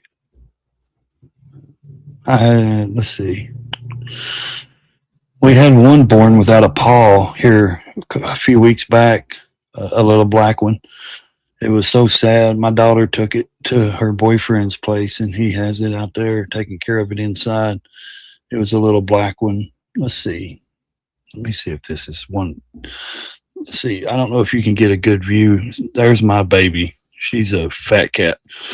It took me a couple of days to get her to come to me to feed her. I was feeding her, and I kept throwing her pieces of bologna and food, and it took her 2 or 3 days. I just sit down on the porch and that's what you got to do. You got to talk to them soft, and you got to be vulnerable to them. You got to just open up, let them see that you're not going to, especially if it's a outdoor cat, stray cat, and let them see that, you're not going to hurt them. And it took about 2 days, I guess. And then she finally started coming and eating out of my hand, and I let her eat out of my hand for a good day. And then where she got used to me, then I grabbed her and then put her in a tote, and then took her to the vet, and she's been with us ever since. She's a monster, though, man. She's huge. And what got her big, though, was after we got her fixed, she started gaining weight. They was like, she's going to gain some weight. I'm like, okay, because I only feed her like once a day, and I give her a treat, and it's like, what the hell? How are you getting so big? But they basically, this room here is their room. Basically, they sleep in. All three of them sleep in the bed. It's a guest, so it's they love the old great grandmother's quilts and stuff on it. They snuggle, they lay on them, and yeah, they're something. I like them though because man, they don't like I said, they don't need that attention. They just you can take care of them so easy. And let's see here. Let's see what this guy belongs in prison. I plead the fifth. I'm not going to speak. Announced investigations into Dr. Fauci. Former President Joe Biden granted Fauci that pardon before he left the White House. You mean the auto pen? But it didn't protect him from this. Here's Governor Ron DeSantis. This is a guy that was drinking his own Kool-Aid. He was venerated by the media. I think he liked the fact that he had a lot of this informal power. Of course he did. These motherfuckers had him on every People's Magazine to Man of the Year. He was getting popularity. This is the little nerdy scientist dude in school that everybody picks on, basically. I didn't pick on people. I was raised not to do that. I actually took up for a couple of people growing up. But what I'm saying is, this is the guy that never had a girlfriend probably in school, never had, or if he did, she was the nerdy, shy girl.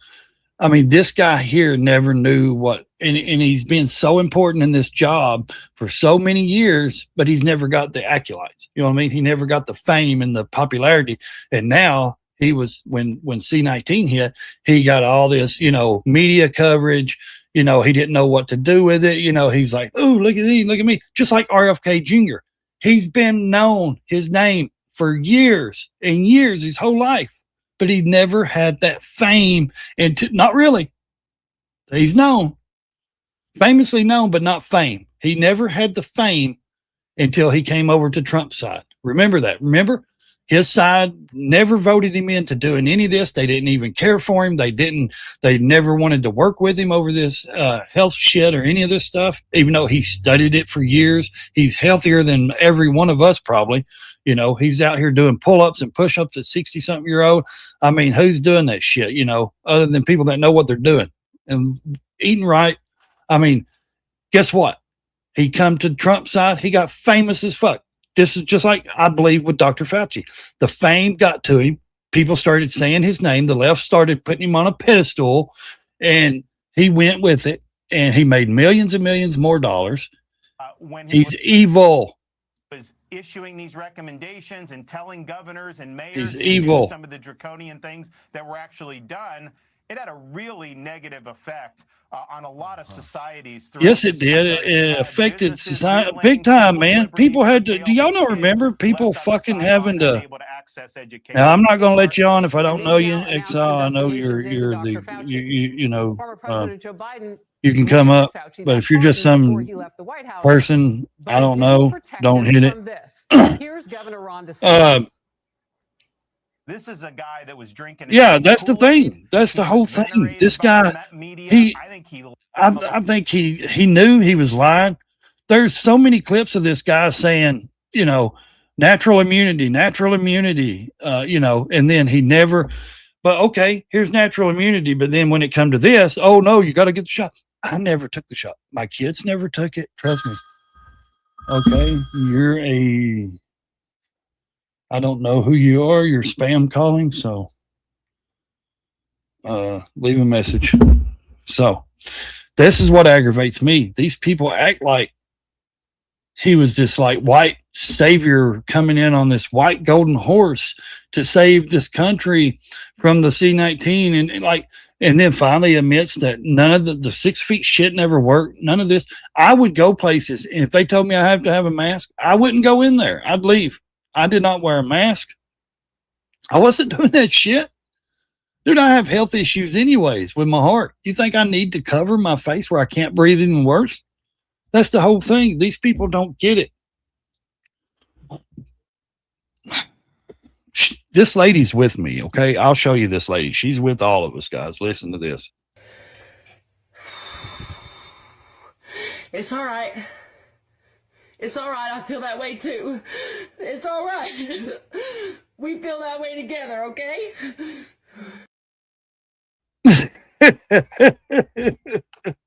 I had to show it. Oh shit! Excuse me. Oh Lord Almighty. So I mean, you know, I believe he belongs in prison. I really do. I believe he sure as the hell. He's like, we've had to have security. You know, year round. He's had to hire security. He's had to hire security for him to go in. Well, yeah, because he's evil. Look how many. Do y'all not remember the people standing and stepping into plastic bags with their hands in their butt just to hug their grandkids and all? That was the most dumbest shit I ever seen in my life, dude. People's family died and they never got to bury them or actually do anything because they were in old folks' homes. I mean, why? Because some little dude said so? Man, to me, I believe it was all a test. It was all a test to see if these fucking people in this country was going to bow down like sheep and follow. And they did. They didn't. There's still people today you'll see driving down the road and they'll have a mask on in their car by themselves. And I'm like, what? Wait, what? Did you just say, you know, what? What? You know, like, who the hell? You know? Is that you? Hey. Oh, it is. There we go. Now I'm up. sorry. Yeah, it's me, brother. I was like, hey, I'm not up yet. Yeah. We were talking about this the other day. I agree. I mean, I would go even one step further and be like, he's the reason. I'm sorry. He's the reason why I lost two of my favorite uncles within 2 weeks of each other. Exactly.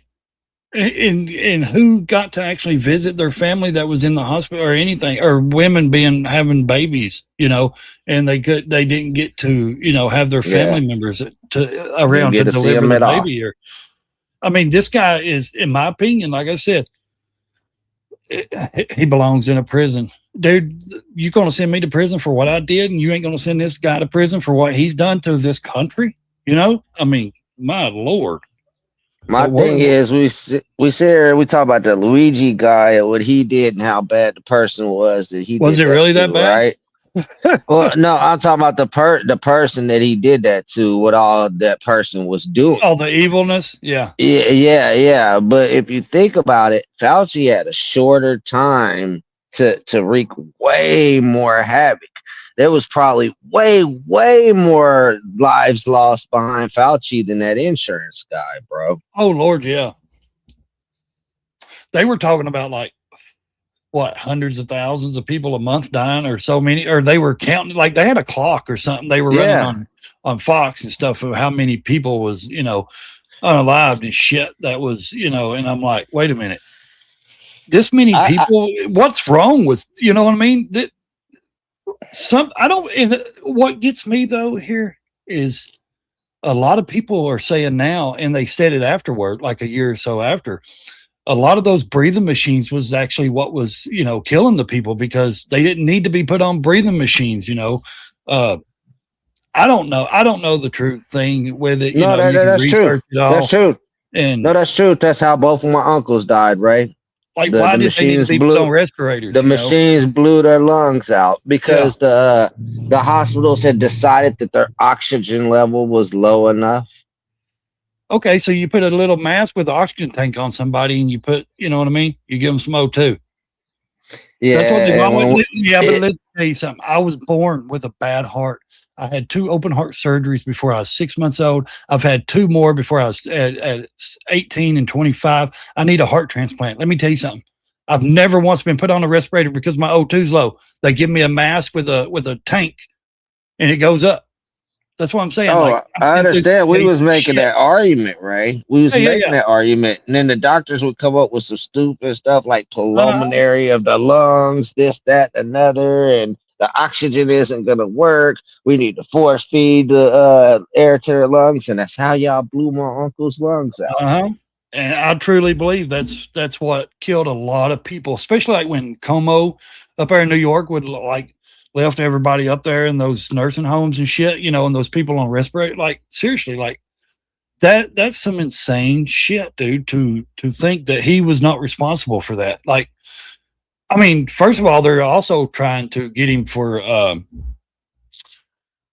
guess he violated, you know, not answering questions, even though he had the right to plead the fifth, but still he was under oath and under subpoena in Congress last week. So I guess they're looking at a way to try to, I guess, charge him for not even answering anything. You know, they did throw his lawyer out too. He kept talking to him. And one of the guys up there like threw him out, like had the police to escort one of Anthony's lawyers out. And because he was like, I'm sure you got 15 sitting behind you anyway. So what, one of them going out ain't going to hurt, you know.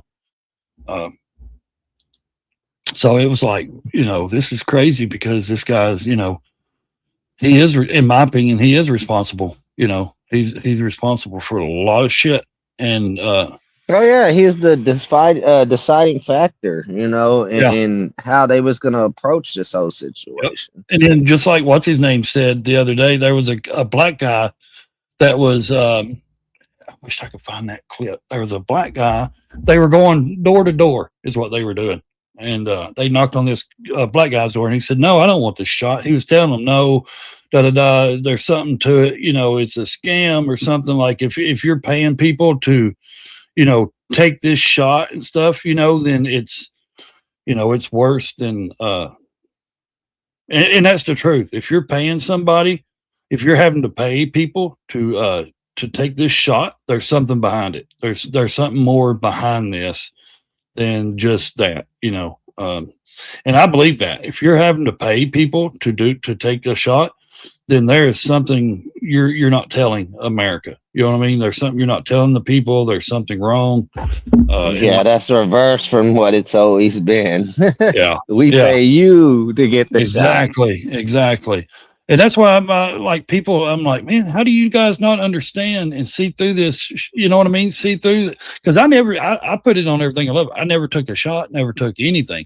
I don't even take flu shots. Why would I take some experimental shit? You know, my kids never made them. Our school let out for like 2-3 weeks at the most, and that was it. And my kids was not required to take shots. Maybe because I live in a small country town. I don't know. Maybe we're just conservative. Maybe we don't buy into the bullshit. I don't know. But yeah, my kids wasn't forced to take it. So I thank God that they wasn't, because they would have been homeschooled. You know what I mean? Because I like for them to have a good education, and our high school is a good school. But I wouldn't have mind doing it at home. But the thing is, I would have been fighting the state and everything too, because my kids, I'm not going to have my kids to, you know, be forced to do anything. That's my kid. I mean, that's why they let you have religious exemption for the mass, but people wasn't respecting that with jobs and certain things when it came to the shot, which was crazy. Yep. That's a violation of my rights right there. It is. During that time. Yeah. I got 2 nephews that was in the military. One was Army, one was Marine, and they were forced to take the shot. And they said, my nephew told me, he said, if you refuse, there'd be 8 of them come in and hold you down and give you the shot. That's no lie. He's out of the military now. So, but, no, I believe it. And he wasn't but like 20, 21 when he was in there.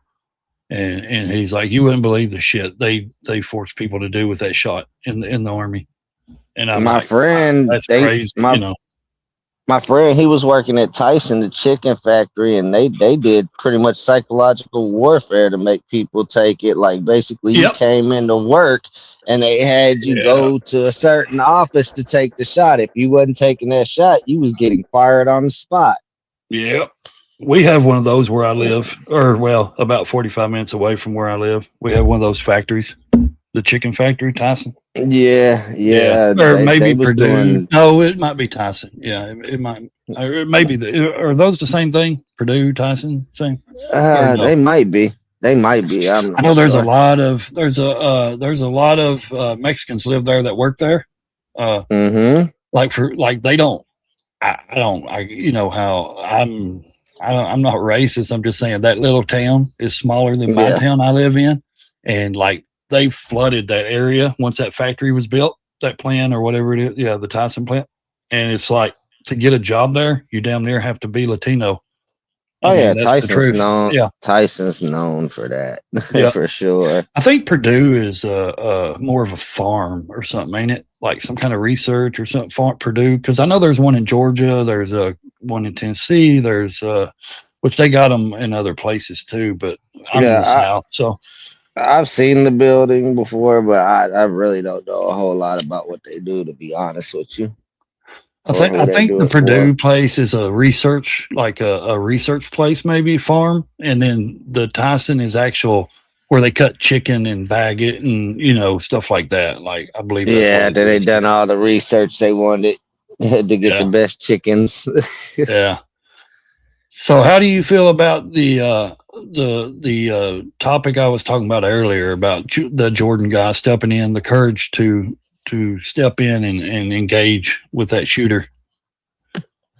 I think it was need be. I think stuff like that should happen more often in these type of situations, and there'd be a lot less casualties. Honestly, Yeah, I do mean, too. is there a possibility that you might end up one of those casualties attempting it? Yeah, but if enough of you attempt it, there's going to be a lot less casualties for sure.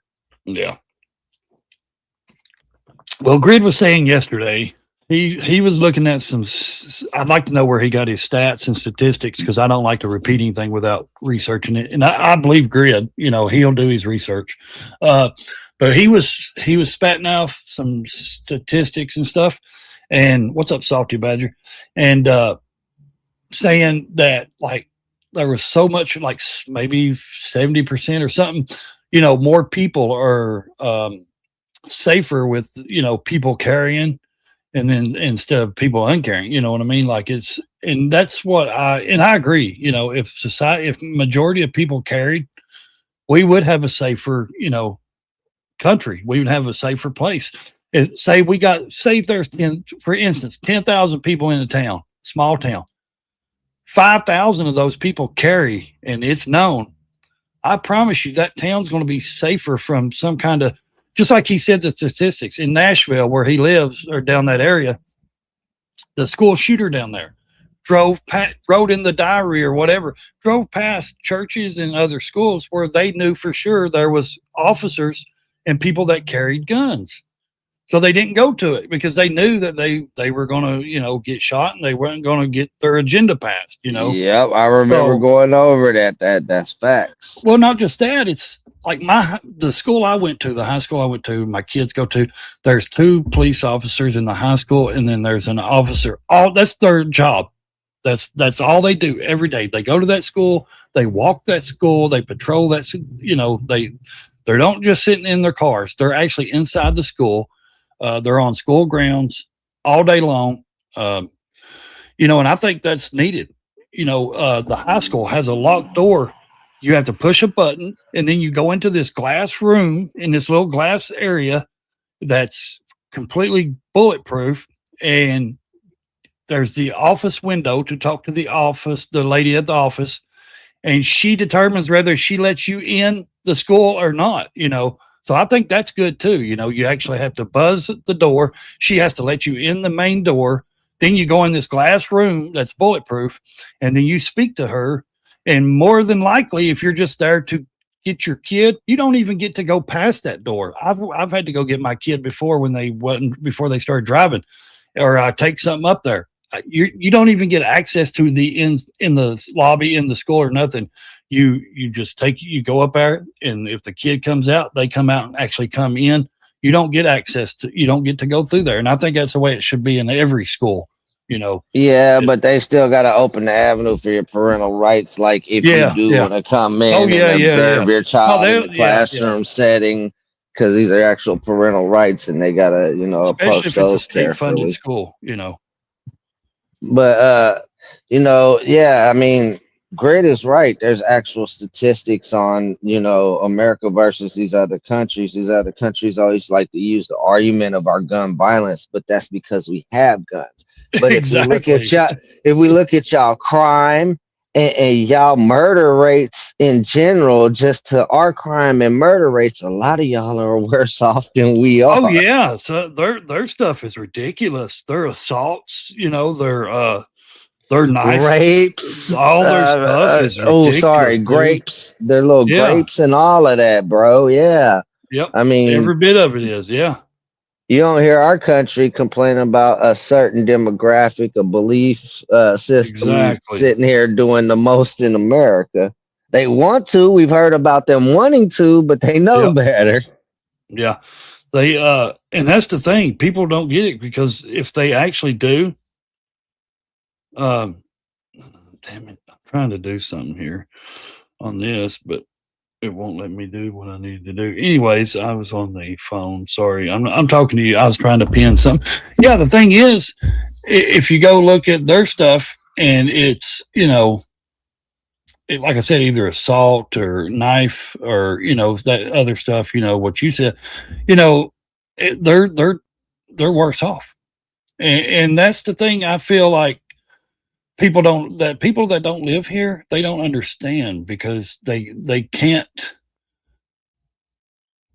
I guess, because most of them are born, they don't get to have a Second Amendment. So like us, we're raised here. We, majority of people that carry, we're safe. We've been trained, or we've practiced, we've grown up with it around us or in our homes. We 9 out of 10 of us are smart when it comes to, safety with the guns and stuff like that. So it's like, honestly, like, I think if a lot of those people were over here, they would understand that this country is safer and there's less crime than what they have, because of people like Jordan and people like you or me that, that we carry in. Because I'm that guy, I'm Daniel Penny. You understand? You know who Daniel Penny is, right? The guy that stepped in on the train. Yes, okay, I do. That's me, and that's the way I was raised. Yes, that's the way I was built. If I'm somewhere and I see something like that, I'm stepping in. That's just me. And I probably would have stepped up and said something to him before he even got to the point of hurting anybody. I probably would have told him to shut up and sit down, or go on somewhere else. I'm just, that's the way I was raised to, you don't let shit happen in front of your eyes. Nothing bad anyways. You know what I mean? And I'm Daniel Penny. I'm serious. I would have stepped in. I'd have done something about it, and not for acolytes or hero status. My ego is nothing. Trust me. I could care less about this YouTube shit, any of this shit. I don't care if I got 1 million subs, whatever. That shit don't matter to me. If you know me in real life, then it's what I'm saying is true. The thing is, I've had 4 channels on here. I've been, this is my 4th one. I got another backup I've already created. I love doing this. I just enjoy doing this stuff. I'm not doing it for money. I'm not doing it for acolytes. I'm not trying to, it's not a popularity contest for me. And the reason I restarted this one is because I got pissed off because they wouldn't give me my other channel back. YouTube wanted to, and it's got all my content on it of my motorcycle trips and, hanging out, camping with my friends at rallies and different places. And yeah, that's the channel that I knew about. Yeah. And I didn't back that shit up like I should have. And so now it's just out there in YouTube world land, and I can't get any of it unless I screen record every fucking video. And that's a lot, to do. A lot of storage. Yeah, and then you lose quality and a bunch of stuff. Yeah, and all that stuff. Video, And like I said, it irritated me. And like, yeah, if they took this tomorrow, am I losing? No, that's why I don't depend on it for income or none of that. Don't get me wrong. Income, if someone cash apps or incomes donos, that's great. I love it. It helps. Trust me. But I don't rely on it to pay my bills or none of that's what I'm saying. I don't. I eat either way, so, and that's something with social media is really tough right now, because it's so different from it was 6 years ago, like when I was doing these streams, 6 years ago and stuff, almost 7 years ago or whatever, like we didn't even think of donos. We didn't even think of any of that shit. We never said any of that shit. None of that was even really focused on, I guess maybe the community I come from, the motorcycle community, we never really did none of that. Like we were more just doing panels and talking and hanging out. We were discussing where we were doing this summer with the rallies, or we were discussing, this topic or that topic, or, we never really, it was about, just us having fun and the audience coming in, and we always spoke to the audience. We talked to everyone we could, if we had a ton of people in the chat, if you can't click on every, comment, we tried to, talk to everybody we could. And now it's like, it's got so saturated with, well, I ain't going to speak to anybody unless they cash up me. You know what I mean? Fuck, that's stupid, dude. That's not a way to build a following.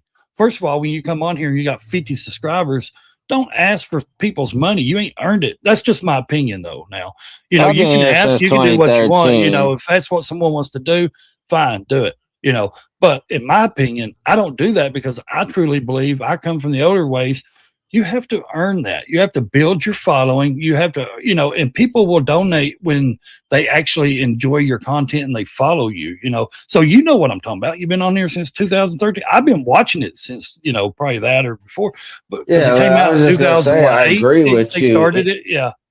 It used to be, we was just thankful for the opportunity to be here and our voices be heard. What I'm saying? Exactly. And over time, you've seen the bigger creators doing donos, and you're like, okay, well, shit. They're but probably they never a whole bunch of money in their shit, and they're doing their thing. And then it very much became the smaller channels asking for donos over time. Oh, me, I'm old school. I'm like you. I don't ask for the donos. I think I've thrown it out there a couple times as a joke, trying to get a dono, trying to get a dono over somebody else dono. Like, nah, don't send it to him. Send it to me. But I'm not dropping my cash app neither. So it's clearly a joke, Yeah. Well, I mean, what's funny though is I drop my cash app and stuff in there, and it's like, okay, so here's the thing, if you want to do it, do it. If you don't, cool. I'm still going to eat tomorrow, tonight, whatever. The thing is, I don't have an issue with people doing it. The issue I have is like you were saying, the bigger channels, like they never even asked, they never even said anything. People just did it automatically. You know what I mean? Because people follow them, they enjoy their content, all that. I'm not talking about somebody with 1,000 subscribers or 500, 800, 900. You know what I mean? If they have loyal following and loyal chat that wants to send them money, hey, make as much money as you can. I'm talking about the people that come on here and I've seen got, 50, subs and got 5 people in their chat at the most, and I know I don't have a lot in right now. Oh, guys, I wrecked my car. I'm about to lose my apartment. I got to get my medication. I got 20/20 vision, but I need to buy these eyeglasses to see. Yeah, I've seen it. To me, it's basically took the bums off the street and put them on the internet. Now they don't have to stand in the street. They just have to get on the internet and bum for money, I could share a couple channels with you that is literally what it is. Exactly. Some bums actually have a place that they stay at, and some bums don't. Yeah.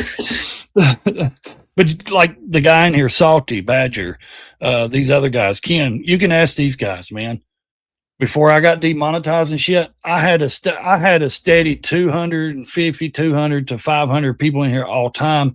I've had a loyal, a loyal following for years. And then I've had a lot of people say, dude, when they nuked your channel, I can't even find your new channel. They never send me a notification. I'm unsubscribed. I actually got some people from my other channel over here to this new channel. I actually had to go in the comments and tell them, hey, I got nuked. I'm no longer running this channel. Come to this one here. So I did move about, 3,000 or 4,000 people from over there over here. But when I started doing this channel, I had a damn good audience. And then when I got demonetized, they shadow banned me. And I was like, dude, I even talked to them. I was like, you guys shadow, but we don't do that. I said, bullshit, you do too. Because I went from 200 to 500 people in my chat, not just watching, in my chat every day to you fuckers. I couldn't get a single person in here for 3 months. They completely nuked my algorithm. And of course they sent me the thing. They never tell you, the real reasons. And then they're like, we don't do that, this and that. And I'm like, yes, you do, because I went from this number to this. I am out of the algorithm. My people that have followed me for 6 years can't even find me So yes, there's something wrong, and they're telling me, well, you need to rebuild your history. You got to put out content. I'm like, I got content. I do content. Hey, What do you Ray. mean? Okay, you know? caught on to the whole throwing all your content on a backup channel just in case. Yes. There's another way you can do it too. That helps save all your content and keep your money rolling in other areas. You'll have some areas where it won't be very much viewership at all. On certain platforms, but try to tie Rumble, Kick, all that other shit that you can in, because it can also keep a record, and instead of having to screen I do. record I'm your on shit. Kick. I'm on Rumble. I just ain't streaming there today. Yeah. I've got okay. almost Because that 45,000. helps. I've got almost Because 45,000 subscribers on Instagram, or followers on Instagram. I got over 21,000 something on Facebook. I just did a newer TikTok. All right, yeah, because when it comes to 75 that, people over it there. makes it easier to yeah. put out there for your other subscribers that Well, are my ex subscribed to the account- platforms. Look, I got my channel on YouTube taken from me, but this is the new channel, and you'll be able to funnel a good portion of your people back. Yeah. Well, my ex, let's see, right here, I've got 580 followers right now on it. Let's see. Yeah, my Rumble, I started a channel on Rumble and it didn't go nowhere. And then when I lost that account, it was connected to my other YouTube channel. So I lost it. So I had to create another one on Rumble. So I don't know. I think I got 20, 30 followers on it, but I don't stream on it every day, which I should. I'm just lazy. I'll be honest. I do so much shit outside and in real life. Like when I come in here to do the live, I don't just sit and take time to set up the live over on Rumble and Kick, and I should. I used to stream to like Instagram and Facebook too. When I would go live on Facebook and Instagram as well. So I used to have them running to all those platforms, but like I said, I've got actual subscribers that pay monthly on Facebook to me. I've got over 21,000 followers over there. Instagram, I'm almost to 45K followers over there, millions of views. And that's the thing. If you're trying to build platforms, you can't just be on one platform unless you're famously named. Like, LeBron James has only got Instagram. Well, of course, he's LeBron James. He's going to have millions of followers. But someone like me, I come on here and say, okay, I'm going to do YouTube, and trust me, if I want to do something into the social media world, this is just my opinion, I've got to be on all those other platforms, because trust me, I know people on TikTok, influencers, that can't make it on YouTube. They can't make it on Rumble. They hate X and stuff because they can only get audiences on Instagram or Facebook. They can't get audiences on other platforms. Well, they don't realize it's a different kind of grind to get your audience over here too. And it is. It's a totally separate audience though. It's hard. It's hard to get people from Instagram to come to YouTube or anywhere else. Now it's easier to get them from Facebook to Instagram and Instagram to Facebook because it's meta. It's all the same basically. And most people that's got Instagram has Facebook. So it's easy to get your followers to follow you on that platform. But yeah, when you come over here, and I've told a couple of big influencers that's got over millions of followers on Facebook and Instagram, I'm like, dude, he's like, man, this shit's hard. I can't even say what I want. And I'm like, no, you can't do what you do on Facebook and Instagram. This is a different audience. The TOS everything's different. And of course he doesn't like it, but I mean, he still started a channel. I think he's around 3K followers now or something like that.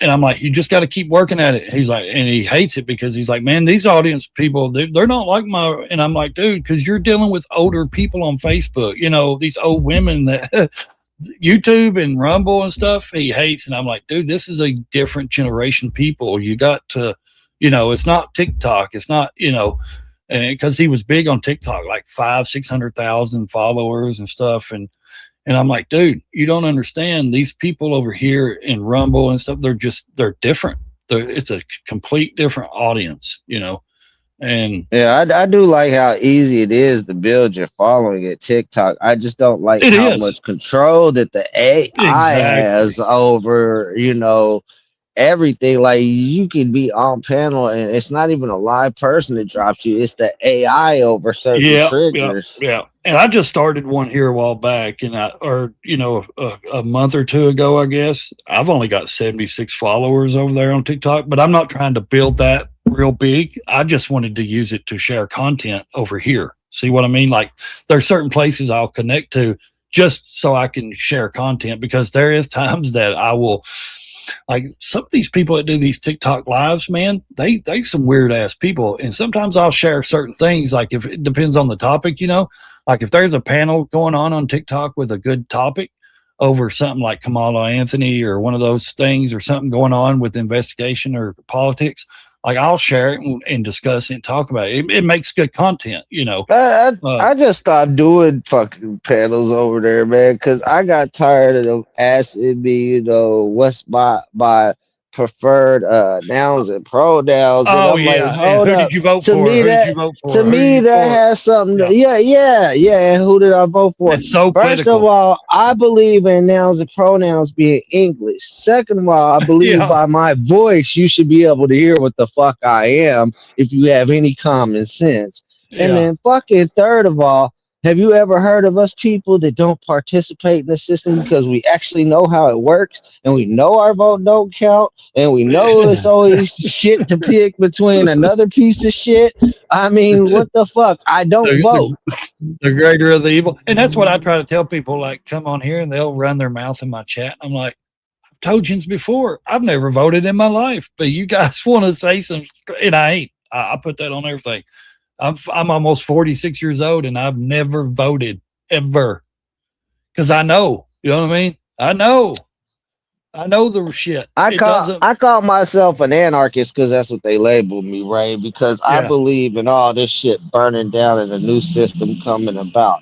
And they think that, I want to participate in that. No, I just know how history works. And I've seen how in every fucking society and government, it eventually comes a time that the people fucking rebel and they build something new. And it's always the beginnings of something new that seems to be the greatest thing about a nation. Yeah. I want to witness an actual great nation. Well, exactly. But also, why do I have to be on a side for you to talk? Or why do I have to pick a side for you to enjoy what I'm putting out there? Or why do I have to pick a side for you to, you know what I mean? So you're going to judge me off of something you don't even know because of a certain side of, I can remember when I was younger, people didn't even tell people who they voted for. None of that. Like that shit was no one's business. You know what I mean? Like nobody even asked that. Who'd you vote for? Who'd you vote? What's this? Or what side you on? I can remember my parents and things, like they didn't speak about that. That was private, At least if you hit a YouTube panel though, right? There's one out of three things you're gonna get, right? You're either gonna get trolled, or you're going to get somebody that's paranoid because they don't know you and they drop you, because they're trying to protect their assets, or you get somebody like we're doing that just, they'll have good conversation with you. And when it comes to TikTok, it seems like damn near every creator that you hit their panel, they got this high and mighty attitude, and they're popping off at you, and they're waiting for you to be like, I'm tired of the disrespect, and pop back off so they can try to turn you into some kind of content. Fuck that. Yeah, I know those. That's why I left over there. Yeah, and what gets me, it's like, okay, so you got 500 followers. What makes your ego so big? I mean, that's what I get. You know what I mean? Like I can see certain things, but okay, if you have 500,000 followers, I get it. Okay, you got the right to have an ego. You're a big platform. But I've seen people get to 200,000 followers on TikTok, and they don't have that ego. They don't, you know what I mean? It's like, okay, I've got that many followers. I'm not better than anybody. But then you get people that gets 1,000 and they're like, I'm the shit. You know what I mean? Like, no, who are you? What's your name again? You know what I mean? Nobody knows you. Even if you got 500,000 and you got an ego, you gonna have to show me you got that 500,000 for a reason, and that ego deserves to be there. Exactly. Well, I mean, I think it's on all platforms. You know, YouTube, there's some people, I've been around different areas. You know, there's so many different sectors in YouTube. There's over 20 million videos and lives dropped daily. You know what I mean? Daily. There's over 80 million, I think it's 70 or 80 million channels on YouTube. That's a lot. There's a lot more sectors than just these 5 or 10 channels because some of these people think, oh, we're, you know, and I'm not talking about anybody personally. I'm saying I've been in other sectors like the motorcycle community. Somebody gets to a certain amount. Oh, I got 2,000-3,000 followers.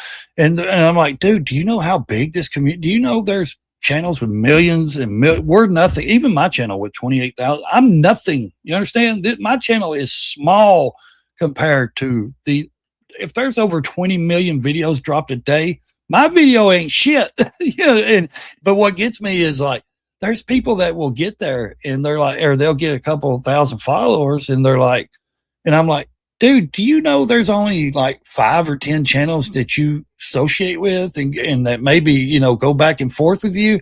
Like, you're not out there like you think. You know what I mean? Harley Davidson is not watching your content. You know, like they'll get this ego. And I'm like, dude, you know, even me with my other channel, I had almost 40K. That's still not that big, you know, and I know in the motorcycle community, some people would say, well, that's a decent size. Yes, that's a decent size, but there's channels that just smoke my shit. And I know that I've been humbled before, you know, and in life, trust me, there's no ego. I don't do that. I don't act like somebody I deserve something from a company because, oh, well, this channel down here with 1,000 subscribers got this.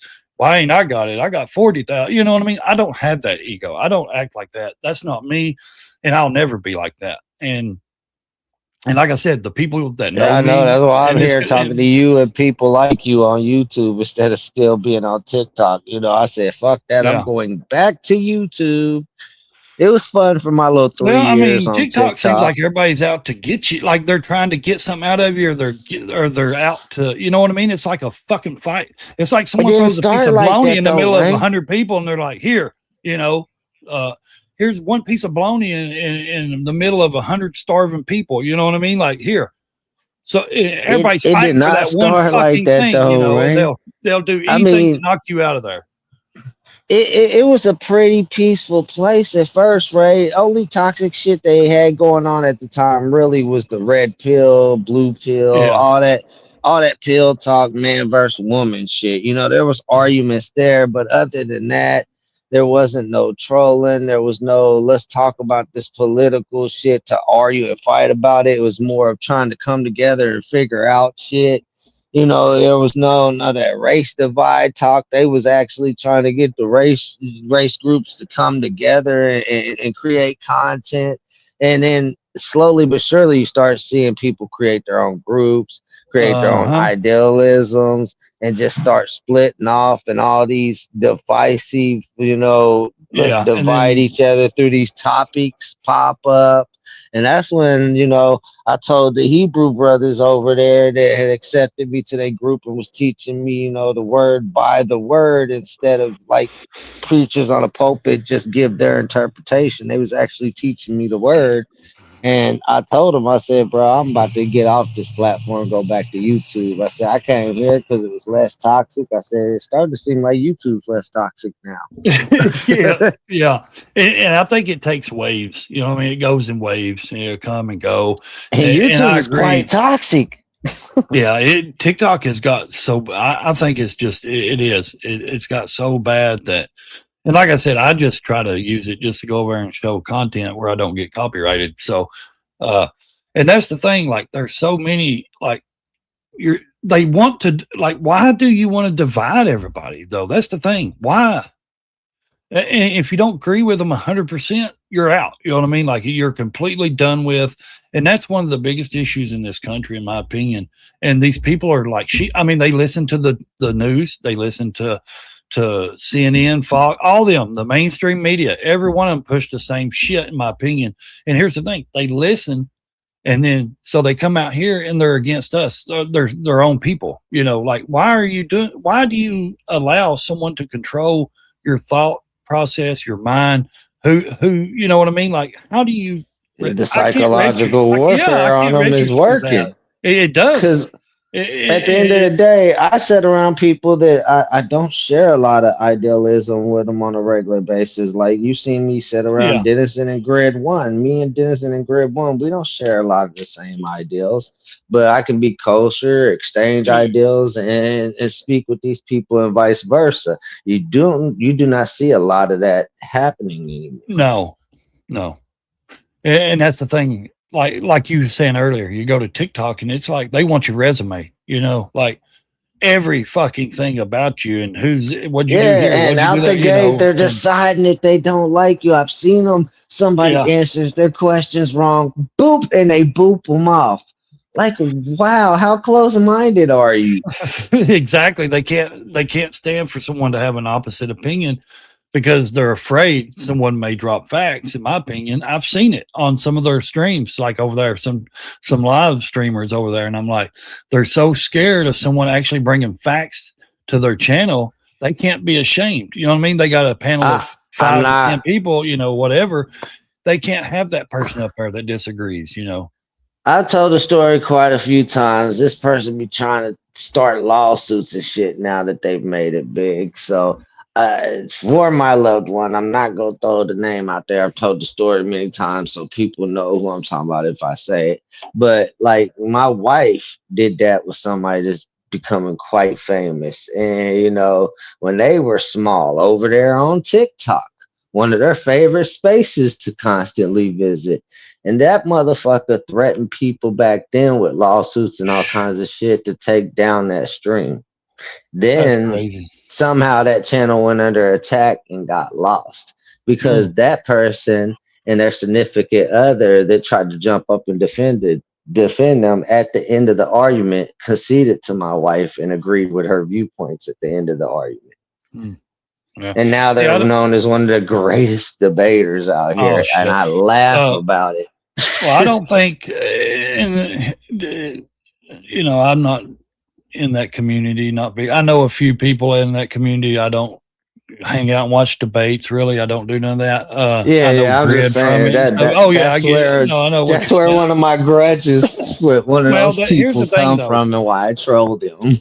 Well, here's the thing: most people are not equipped to handle fame. They can't handle the fame part, And that's true with a lot of people in Hollywood and stuff. Like you'll see, they're like, well, why ain't I seen that person? They live secluded out somewhere in a different state. They can't handle the fame. Like they go on a downward spiral, this or that. They may do this. They may, lash out, or whatever it may be. A lot of people, they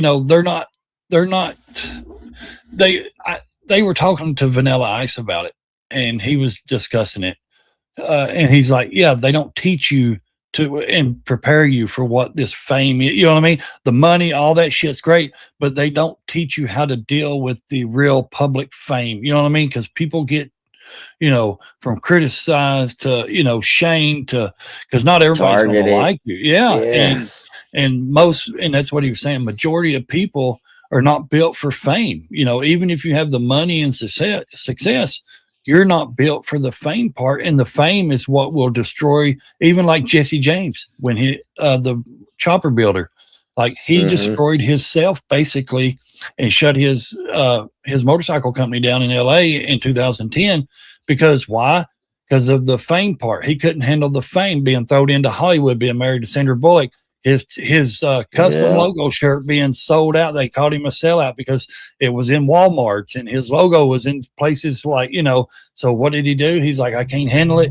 I shut it down. He moved to Texas on some property. He does his own stuff. He wanted to even when I knew when he said, I'm going to get back to the fun stuff about building motorcycles and doing this. I knew he was done then. I knew the fame had got to him and he couldn't handle it. And you would think someone big like that, oh yeah, no, dude, fame, people are not built for fame. You know what I mean? They're a lot of people can't deal with the public, the popularity, and not everybody's built for that, I think a lot of people just think that they are, and a lot of people think, especially on TikTok, they automatically believe that there's something if they get so many followers, like, oh, I'm important. You know, what makes you important? Because you got the same 7 people come to your channel every day. I mean, why are you important? Are you making a difference out here? Are you doing something in your community? No. So what, to me, you know what I mean? Like, I guess I'm different. I'm a different age group. So like, if I had fame, I would use it to actually do good. You know, I never really wanted fame. Do I want money so I can actually and I mean money so I can change world, situations? Yeah. To make the world a better place, you know what I'm saying? But fame, no, I never wanted fame, bro. Like, that's why I push my channel the way I push my channel. Not at all. It's authentic growth. People have to genuinely like me and find my shit. That way, I got personalities that I can get along with. You know what I'm saying? Yeah. No, I do. I understand completely, because I'm like that. I'm like, I never thrive for the fame part. And I'm like you, like with the money situation, if I had that kind of money to change stuff, and I've repeated this many times over the years, like I would, if I had multi-millions of dollars, I would not give to any charity that's going to say, oh, you're right, I've got overhead, I got to pay employees. Because trust me, I've seen this firsthand. Time it gets down to the person that actually needs the help, they get a handshake and a smack on the ass and out the door they go. They don't get the help. So if I had that kind of money, I'm the kind of guy that's like, I'm going to pick that family and say, here, come to Walmart with me. Here's a $5,000 gift card. You spend it the way you want. I'm not donating to some nonprofit organization that has to pay overhead. And then, you know what I mean? They give the fucking lecture to the person that needs the help. No, I'm not that kind of guy. Like, if I had that money, I would change people's lives for the better, where it actually made a difference. And that's what probably you're talking about too. Like I'm serious. Like, I would change their life. Like, hey, you ain't got a car? Here's you a car. I'll go out and buy you a car. I'm not going to give it to this profit organization that's going to say, well, you come back here and we'll talk, and we'll see what we can do for you. Here's a box of food, some beans and rice and some powdered milk. That ain't the way help works. If somebody needs something, they should be providing for them, giving, because a lot of these organizations are criminal. Anyone that says, and I'm sorry, this is just my opinion, anyone that says I'm a nonprofit, yeah, you're a fucking crook.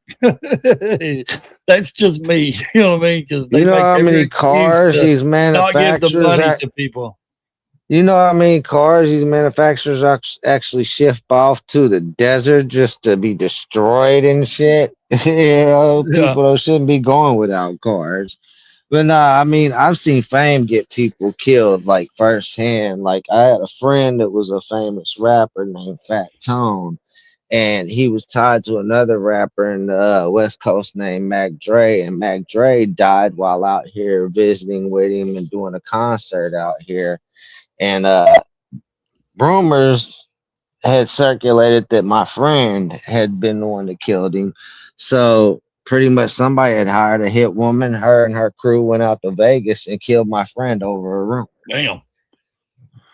So fame can get you killed. Oh yeah, and I never wanted fame. How many is that YouTube kid? What's his name? That Doherty kid. How many times he's been robbed? And how many times has someone snatched his necklace and shit in public and and tried to get him? I mean, these people are stupid. And what the thing is, these people would do stupid shit just to get fame and attention. I've seen a couple of streamers that actually in real life got shot in the stomach. One of them did. There's a video going around a while back of these two guys in a grocery store. They were picking shit out of this old man's basket, saying, "Oh, I like this. I'll take this." And he actually pulled a gun out and said, "Are you joking? Because if not, I'm fixing to, do what I got to do." And they put it back real quick and said, "Yeah, we're just shooting a video." And he's like, "No, not here. You ain't. Not with me." People don't realize that there's a different generation of people out there that don't put up with cameras in their face. And even though if it's your right, well, not even talking about certain topics. Okay, let's use Zach TV for example. Zach TV was pretty famous for going into Chicago and interviewing these rappers and stuff about their street beefs and everything. Oh else. yeah. They rode up on Zach TV and killed him. And he didn't even have nothing to do with the beef. He was just, sitting there interviewing people about their music and their problems with each other.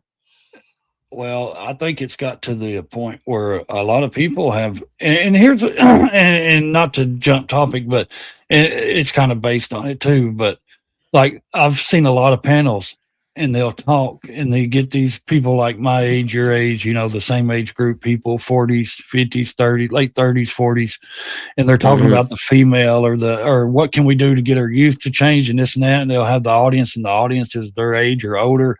And I'm like, dude, seriously?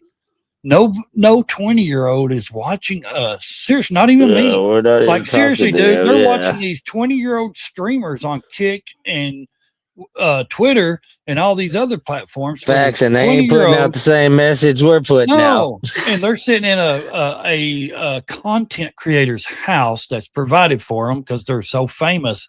They're sitting in there doing these streams. Wild and reckless. Yes, and they are, and that's why us older generation can't reach the youth, and that's why your panels really don't fucking matter. You can sit and talk about all the topics you want about trying to change the youth and change your community and the culture, all that. It's never going to get to these people. Why? Because they're watching the 20-year-old, 21-year-old famous ass streamers thinking they can be these guys, thinking they can be rich and all this.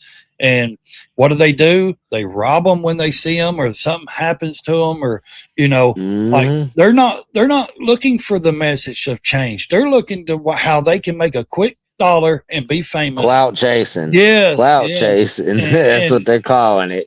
And I've told a lot of panels this. I'm like, guys, I've been on a lot of panels, and I'm like, y'all know you're not reaching none of these young people under 30, right? Because they're watching these on Kick and Twitch. They're over there watching these young ass kids do stupid shit. They don't care about what you're trying to teach them and change. They're not. They're just, they prefer to be there and watch some rich dude do rich dude shit, thinking that they're going to do rich dude shit. I think a lot of people, forget what it was when they were young. And that's where they get confused. That's why I talk more about topics of world events and what's going on and things that people our age are actually shaking and moving around. Exactly. And I get so sick of the woman talk, the man and woman talk. Now, I don't mind talking about the man, like, what the men need to do to change and stuff. First of all, the first thing you need to do is stop giving you need to stop trying to get validation from other men. You know what I mean? Ignore the fucking women. Stop trying to get validation from other men, from the people around you, because that's what it is. A lot of men are just trying to get validated. Then they'll go sleep with a 304 or one of these girls. They'll say, "Oh no, I'm not about that. I need this and that." But then they'll cry why their life is ruined. Exactly, and or I'll see certain panels where they're always talking about the ratchet ass women, and I'm like, dude. Y'all ain't even changing these women's thought process. You know what I mean? The women that coming on your panel agree with you, or they're faking, like they agree, they fake it or whatever. You're not, change to talk about something else, but it's a constant, like Fatty show, what's his name? Fatty, the dude that speaks, with women all the time, women panels. I seen that once or twice and I was like, dude, you guys got to be joking, right? Y'all think y'all are really reaching any of these young girls that need to be taught these lessons from these older women? You know what I mean? Even the women ain't even reaching these young girls. I mean, they're not. These are older ass women, 40s and 50s. Nobody's listening to. I mean, they're just not, other than the same age group women. And I'm like, I don't know. I just don't see benefit in that. I mean, there's benefit to them sitting there talking about it. Sure, they got a certain audience, but it won't never succeed past that, is what I'm saying. You know what I mean? Like it won't never go outside that realm and actually get out there to make a difference, in my opinion. It just won't. You know what I mean? Like it just doesn't reach people like it should, I should say. And I'm not saying his particular channel. I'm saying that kind of channels, those kind of topics, they stay in a certain sector, just like the debate. It stays in a certain sector. Topics. I'll get into them topics with them though, because I see it as it will work. It'll just work with them people that are having exactly with the people that's there. Yeah. Yeah, because you know some of them people, you would think they have it figured out at that age, but a lot of them don't. A lot of them don't. Exactly. Now I'm like you. Now I will, like I did the other day. I jumped on Glenn Lawrence's channel and I engaged in with the man spear, or whatever I don't know. They call it red pill. I've never heard of incel or anything until like 2 years ago, and I'm like, what the fuck? You know what I mean? These words are weird. You know, like, man, you're a man or you're not. You know what I mean? Like, you're either a man or you're not. Yeah, I've argued with them. That's some I've weird argued shit. with them since the beginning, since their godfather Rollo Tomasi. You know what I'm saying? I've been at Rollo's neck and all of his underlings ever since. See, I don't even know who that is, man. I don't even know. And who it's that because he's the father of the red pill. But my thing is, it's like at the end of the day, you're trying to teach people your age. And, you know, in some of the famous ones case, they do got some of the younger viewership size. And these younger men, because Rollo Tomasi, you know, he had them them numbers. But it's like, dude, you're being divisive. You're creating hurt, damaged women for the next man. It's no good. Yeah, there's It's a lot of toxic. things I hear that's crazy over on some of those platforms. Now, like I said, I like to engage with like Glenn Lawrence, you know, like with the man shit. I enjoy those topics. Don't get me wrong. I love to have a good topic. The only thing I have an issue with is, like I said, the bullshit that they tried to say, you know, well, you got to sleep with 1,000 women. You got to do this. No, you don't. No, you don't. You don't have to do that dumb shit. You know what I mean? Like it's stupid. Some of the shit comes out of their mouth, you know. And I like Myron Gaines. I've listened to him a couple of times. I don't know him. I don't like him like, you know, I watch him dedicated. But what I'm saying is, Ray. Let's all sleep with 1,000 women so the world's HIV population goes to like 70-something%. Exactly. Like, seriously, like, well, this is some crazy speaking. And of course, I know, I get it. I've been on social media long enough. It's the game. They're playing the game. They got the numbers. They get the numbers. They get the, you know, they got to be shocking all. You know what I mean? It's a numbers game, and they're getting the numbers, they're getting the pay, and that kind of shit. Because let me tell you something, I really live the real man, whatever they call it, man spear, red pill shit. I have never been married. I'm almost 46. I've had the same girlfriend for 22 years. She's got my kids. Never married her. I take care of her. She works too. You know, and I'm very conservative. I've raised my kids in a conservative household. We're very, you know, Second Amendment toting, all this. Now, am I the real red pill, or because I didn't sleep with 1,000 women, or am I disqualified because I didn't sleep with 1,000 women? You know what I mean? Like, am I living the life? Because to me, I'm living the real man life. You know what I mean? And no, but it also depends who you're listening to in those spaces too. Exactly. Like, there's people that claim the red pill, that all they want, like the original red pillers, all they wanted was the woman in the kitchen barefoot and pregnant, bro. No, trust me, in the economy that I live in, we both have to have income, you know. That was one of the many arguments we used to make that made them evolve these conversations. But the more they evolve these conversations, you still have a bulk majority of idealism that is separatism between man and woman. And it's not just the manosphere, you know, it's the sisterhood too. Mm-hmm. Well, like that video that Flow State played of Glenn over there, that they were, you know, the manosphere, whatever, they were asking that guy questions. Did you see that? No, I didn't. Okay. Well, he played a video about a week ago, and Glenn Lawrence was in it, and they all sit in a chair around a table with a guy, and they debate him.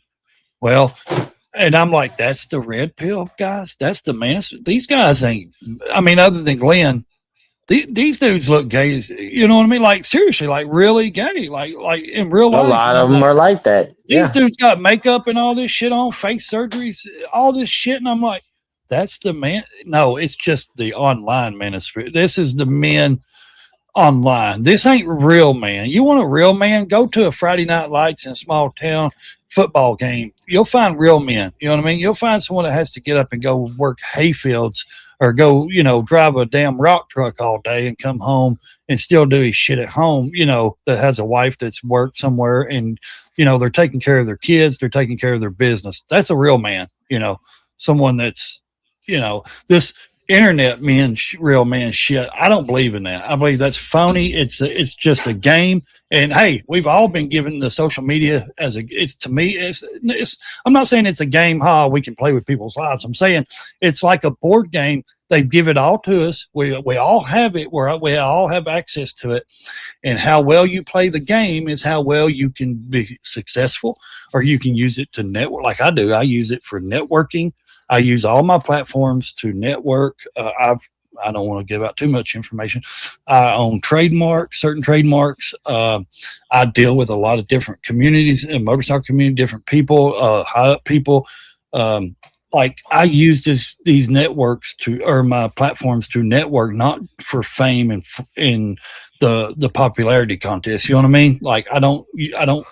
If I get known, it's because I know people, because they deal with me and I deal with them on business things and other aspects. I'm not just sitting here 24/7 going, look at me. You know what I mean? Like certain people do, because they do it. Yeah. Shock jockey. You know what I mean? They want that fame. And then like me, I'm using it. Yeah. Hey, cool. You know who I am? Cool. This is me in real life. This is what you get. And the people that's been around me that I've met in real life personally that come in my chat, they'll tell you, this is him. He doesn't change. This is who he is. I'm not a character. I don't try to play a character or build or do any of that shit on here to get people to come to my channel. If you don't come to it, okay, fine. I'm not here for you. You know what I mean? I'm doing things my way, and I'm here for a certain reason. And if I make a friend out of it, great. I'm all about that. But yeah, everybody's got their own reasons. Yeah, exactly. And it's and it's not my business. If somebody wants to get on here and say, look at me, I want to be frank. Hey, if that's what you want to do it. That's them people. I don't mind them people either. For me, I like having good conversations when they do arise. It ain't too often. But other than that, the rest of this shit is just my entertainment. And I look at it like it's a beautiful entertainment because I can actually get in there and entertain myself by being part of the entertainment with the entertainers. Yeah. The Jubilee show is what Donna said. Yeah, that's what it was. Like I said, I'm not real familiar with I try not to get into too much of the debate community because I just can't stand two men argue. I don't do it. I don't want to watch it. I don't, I restreamed GridsCon the other night because I was trying to help him out and get it out to a bigger audience. And he was cool with it, even though some people wasn't cool with me restreaming it. But I'm like, okay, I don't even know you. This is my channel. What makes you feel like you're mad at me because I restreamed somebody that stuff that you have nothing to do with? You know what I mean? No, it's all good. That's man, I'll tell you, like the creators that you just mentioned and other creators. As soon as they mentioned my name, the Grid was like, "Oh, it's cool, shit, it's cool." Yeah, that's why they put that option there. Well, not only that, you can do that. Public, exactly. But not only that, a lot of these people in this new space I'm in, like we're around a lot of you guys and stuff, they don't know who I know and they don't know who I network outside of here. You know what I mean? So, and it's like, don't sit and say anything. You jump the gun and you don't even know who I am. So, and you don't know who I deal with or who I talk to. So, and it just aggravates because people are like, yeah, he didn't have the right to. Yeah, you do. If he puts it on public, you have the right to watch it, restream it, or whatever. Now, if he gets mad, I can take it down. And I told him, I said, hey, if you didn't like it, hell, I'll make it private. He's like, no, you're cool, dude. Whatever. It's fine. And that's the thing. Like, yeah, most creators that got that option there. Yeah. Most of the creators that got that option there, they're not going to care if you hit that button because they know you're hitting that button to bring more people over there. That's all I was trying to do. Mike 23 was in there with me. We were discussing it on the whole time. I'd paused it a couple of times. We were talking about it. And that's basically what I was doing. I was just trying to bring, get his, because that's all I heard is a buildup about GridCon. And I was like, you know what? I'm going to restream it just to get it out to a different, because I have it's called networking. Yes. And That's that's what I do. networking. I network. Exactly. And that's what I do. I network and I deal with a different audience a lot of the time, and so I'm thinking, well, if my audience sees this, maybe they'll come over to Grids, you know what I mean? Or they'll get interested in this stuff if they like this kind of stuff, content. Maybe one of my audience lives in the area and can go to it, Yeah. Might be something they're interested in.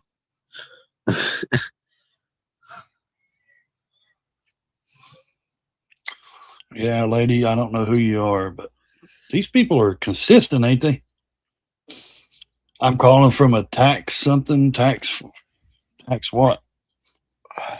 Wow. People always trying to get money out of you. American Tax Association, I am contacting you on this wonderful Tuesday with an important follow-up concerning a possibility unsolved tax matter. Really? There's still an outstanding balance. Yeah, okay. These people are trash, man. I mean, trash. Yep. They'll do anything to get you to give them money or hack your ass, they're silly. And you know what's sad? A lot of people fall for that dumb shit. Like, seriously, lady? Like, your car warranty's about to expire. If my taxes was bad, H&R Block would have told me first of the year. You know what I mean? Like, they'd have took it out. So, but yeah, I think it's so funny. Like, people actually believe this shit. Like, oh, you owe money. No, I don't. I paid that shit in. Trust me, when you pay in and you don't receive money, you don't owe money. Like, I pay in. We don't get to get child care money and all. My youngest daughter's 17. She'll graduate this December. Like, we don't get tax credit, because my wife, what she does, her job, she don't get, she just don't get tax credit. I'm not gonna say too much. Yeah. And my income, so it's not like, 7 figures, by no means, trust me. But we still don't hit that tax bracket, Yeah. I mean, have you ever seen tax laws changed a little? Tax laws changed a few years back and made some shit quite unfair, to be honest with you. If you don't know, you more than likely you don't care enough to even worry about if we have the same thoughts and beliefs on particular subjects and topics. Okay. Let anyone argue to get you to believe what you do. Yeah. And that's the thing, though. I'm more of a, like, I don't watch a lot of people's YouTube. Like, I'm really busy, like, in real life. Like, I try to get on here as much as I can throughout the day after I get my stuff done in the morning times and stuff. And then I'll jump on for a couple hours and then I got other work to do. But the thing is, like, if I do watch somebody, I like a good topic. Like, I'm not in the debate stuff doesn't interest me because it's like two people arguing and I'm like, I can't handle to listen to two people. I don't even argue myself. I'm sure as hell ain't gonna listen to two people argue for 5 fucking hours or 30 minutes. I don't care what it is. I'm not gonna listen to it. I just don't get that debate shit because to me it don't move the needle. Like, I get it if you're a politician, you're out here debating on on some good topics that's actually in your community or something. I get that. Okay. Or, when they do have debates like the president and stuff, I'll watch that. But for some reason, I can't just sit here. Like, now, if someone does a topic on something, like, let's just say, what was the topic that guy did the other day? Oh shit. Amazon from the Amazon. This guy did a topic on the Amazon something I was really interested in. I forget what it was called. and I watch it, you know what I mean? Like I'll sit and listen here and there as I can. Now, if someone gets on here, like, oh, gee, he'll do a topic or something. And I really enjoy him doing more of a topic based panel. But then of course it's like every panel, even mine, like it'll start going sideways and it'll get off topic and then try to rein it back to a topic, you know. And one thing I like, is when people can actually sit on panel and let people actually discuss the topic. And then you get this one person that always comes up and wants to like side rail it and be like, hey, did you know this and that? You know, and it's like, what? Dude, that ain't even got, if you don't want to talk about the topic, don't even come on the panel, you know? And I'm just different. Like I'm like, you know, but if I put topic based stuff, but now I like to just chill and hang out too. I like to have chill streams and just talk about, like I do here. I talk about, like I put in the title, you know, it's Taco Tuesday. Hey, you know, breaking hot topics and news and more. And I always try to put something like more because I go off the rails. I'm bad for it myself. I will go from one, like I did, from Fauci to the shooter to, you know what I mean? Like I like to just to review, you know, breaking news or hot topics or trending things.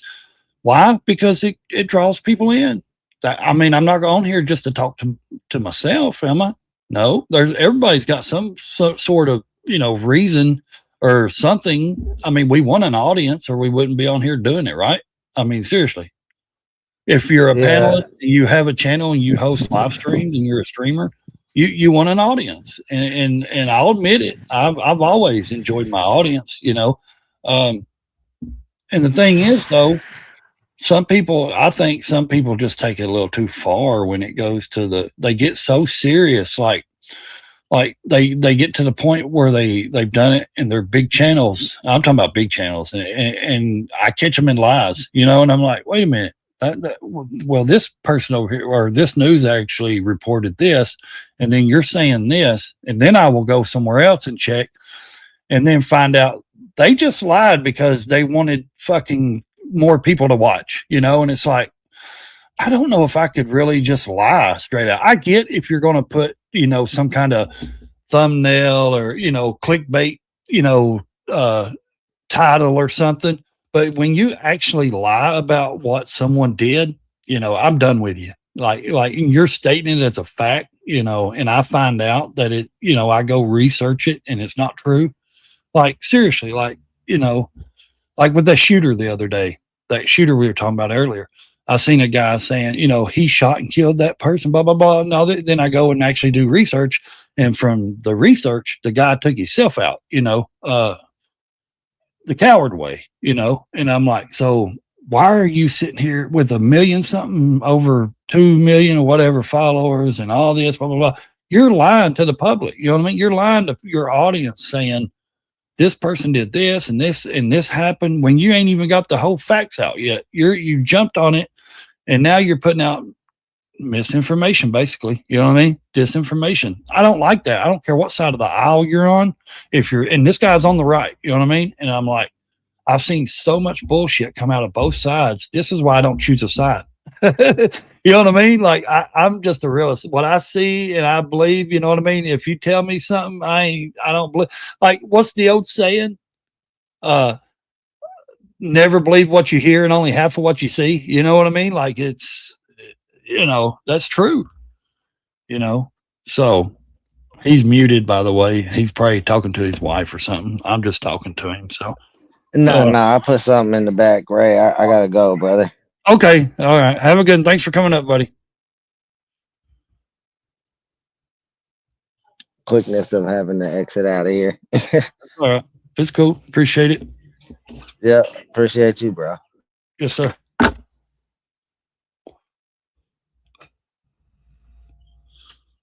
Do you need me to drop you or do you need to?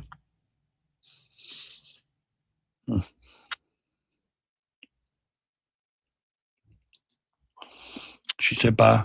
Donna said bye. All right, guys. We want to thank him for coming up. He hung out for a good hour or so, I guess. Yeah. Thanks for coming up, hanging out, Exile. It was very good to catch up with you.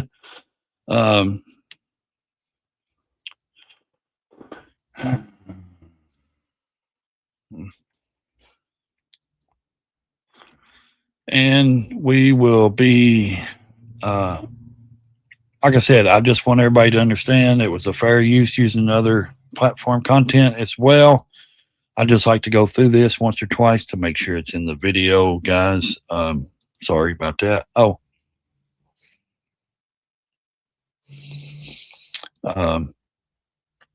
we know that people deceive other people. And what was the old saying he said? Get focused and stop pointing fingers. You're a problem. You're a real problem. Hopefully they won't hit me for that either, you know. What is a cricket? You keep saying that. He's the one with the cricket. What does that mean? I don't know. I'm sorry. I don't know this stuff.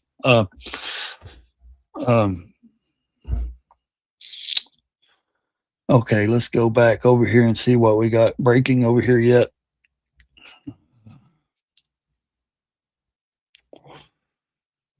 Maybe more.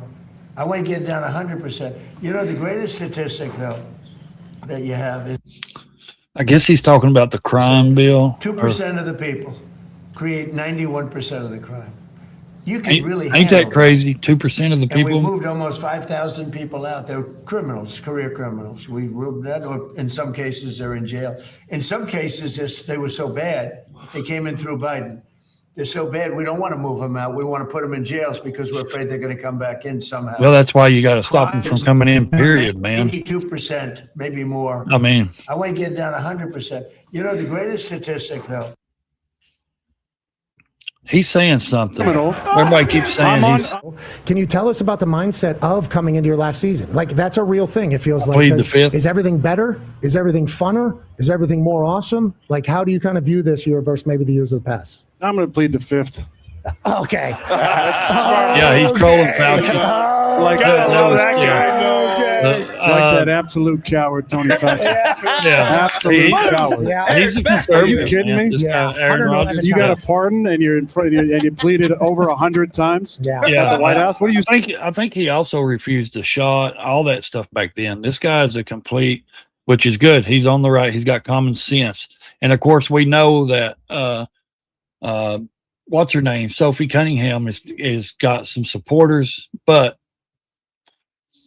there's a lot of criticism going on right now with her because she said what she said about the sports, about kids and sports and stuff. There's a lot of hate.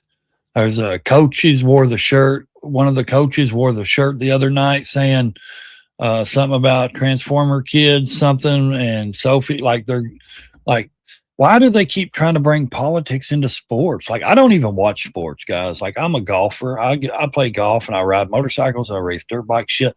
Please keep that shit out of sports. I don't care for baseball, football, basketball, any of that shit. I really don't. I couldn't play it growing up. Don't care about none of that shit. The thing is, my point is, keep that shit, political shit out of it. It don't belong in any of that stuff.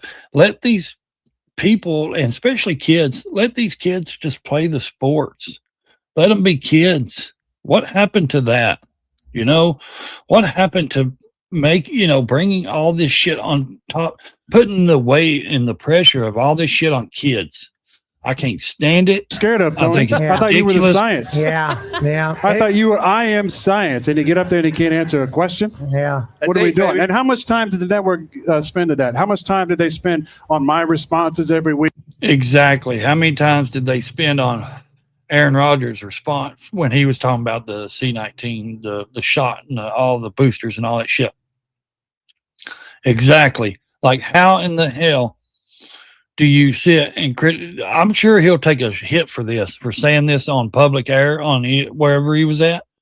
I don't know. Was he on ESPN or something, or on one of the news stations? Maybe they'll probably, I'm surprised they ain't took it down already. On my vaccination status, he'll get criticized on Taylor for saying and this Travis's shit. wedding. And that's the point. People can't even speak freely anymore. Free speech. He can't even speak without something will be said towards this person. Not us saying it. I'm talking about some organization or something, sports organization or something like that, will either criticize this or they will penalize him, do something because he spoke freely. Did they do even a minute? Did they do even a minute on Tony Fauci? No, I don't think I've heard Nah, anything. I bet they didn't. But on that note, And there was another scandal that this report- offseason, that- too, that- involving a voter. I don't think they did nothing. You know, the guy's speaking to him. He don't really want to discuss it. He knows he's going to get hit for saying any of this shit.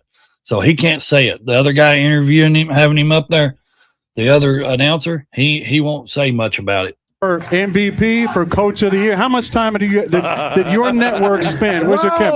Did your network spend on our that? network. I wish How much time did you Go back spend? to Fauci. Oh yeah, he's definitely getting some backlash off of this. How much time? He will definitely get backlash off of this. I'm glad he said it. This is awesome. Hey, Tony, go back to Fauci? Yeah. Go back to the coward Tony Fauci and his science? Some people want him to talk about it. Yeah. Hold on now. Who's spending the entire Better be careful, guys. You'll get fired. time writing in his diary about how fun it is to be famous? They fired what's her name? The black lady, the mixed lady, whatever she is. What was her name? Curly hair. She lives in Tennessee now. She said she remarried. She was a ESPN sports announcer, and ESPN or something like that fired her because she had a different opinion. She said something openly, and they got rid of her. So she's now got her own podcast or something like that. You got to be kidding me. Okay, so on that note, What are you going to say about me now? Debate him, What are you going to say about me no, now? I got no debate here. You had a 500. No, seriously, what are they going to say about me now? Now you can't talk about the COVID stuff because Now that obviously he's- it was made, in a lab in China. That's like not even questionable anymore. Tony Fauci is an absolute criminal. Exactly. I'm on good terms with my family. I'm on good terms with my family. What are you going to say now? Exactly. What are you going to say? You've done like threw everything at him, including the kitchen sink. What did Eminem say? He said everything about himself, and now he's like, now tell these people something about me. Or tell these people something they don't know about me. So basically, that's what Aaron Rodgers is saying. I'm good with my family. You guys know everything about me. What else? Now, what are you going to say?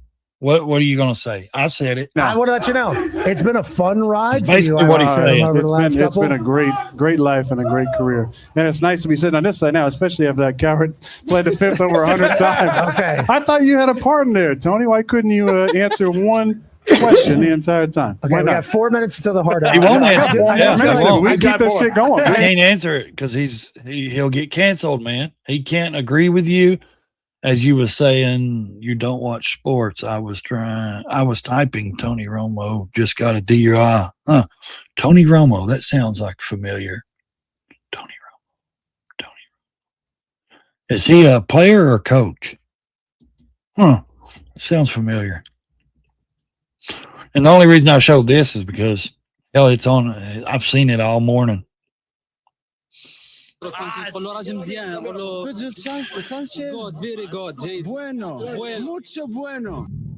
of course they're thanking the social. Didn't one of those didn't one of the coaches get it's probably been years ago. This is how well I keep up with sports. One of them got arrested or something for visiting some massage parlors or something like that. One of the coaches or the owner of the NFL or something like that. I'll see it in news here and there, glimpses. I'll remember it. Like I got a photographic memory. I can remember things like that, but I can't remember if he was a coach or an owner. Leader of Spain, Pedro Sanchez. But I've heard that name, Tony Romo. 1,000 African. Like I don't sit and watch news all day. I used to watch the news, and and it's soaked in my brain. And finally, I got out of it a long time ago. Now I will talk on news topics. I'll bring up news clips, and I actually will do research. I'm not just going to say, "Hey, this is fact" because it came from this news organization. I'm not going to do that. If I'm going to do a topic and a real base topic, I'm going to actually research and look into it.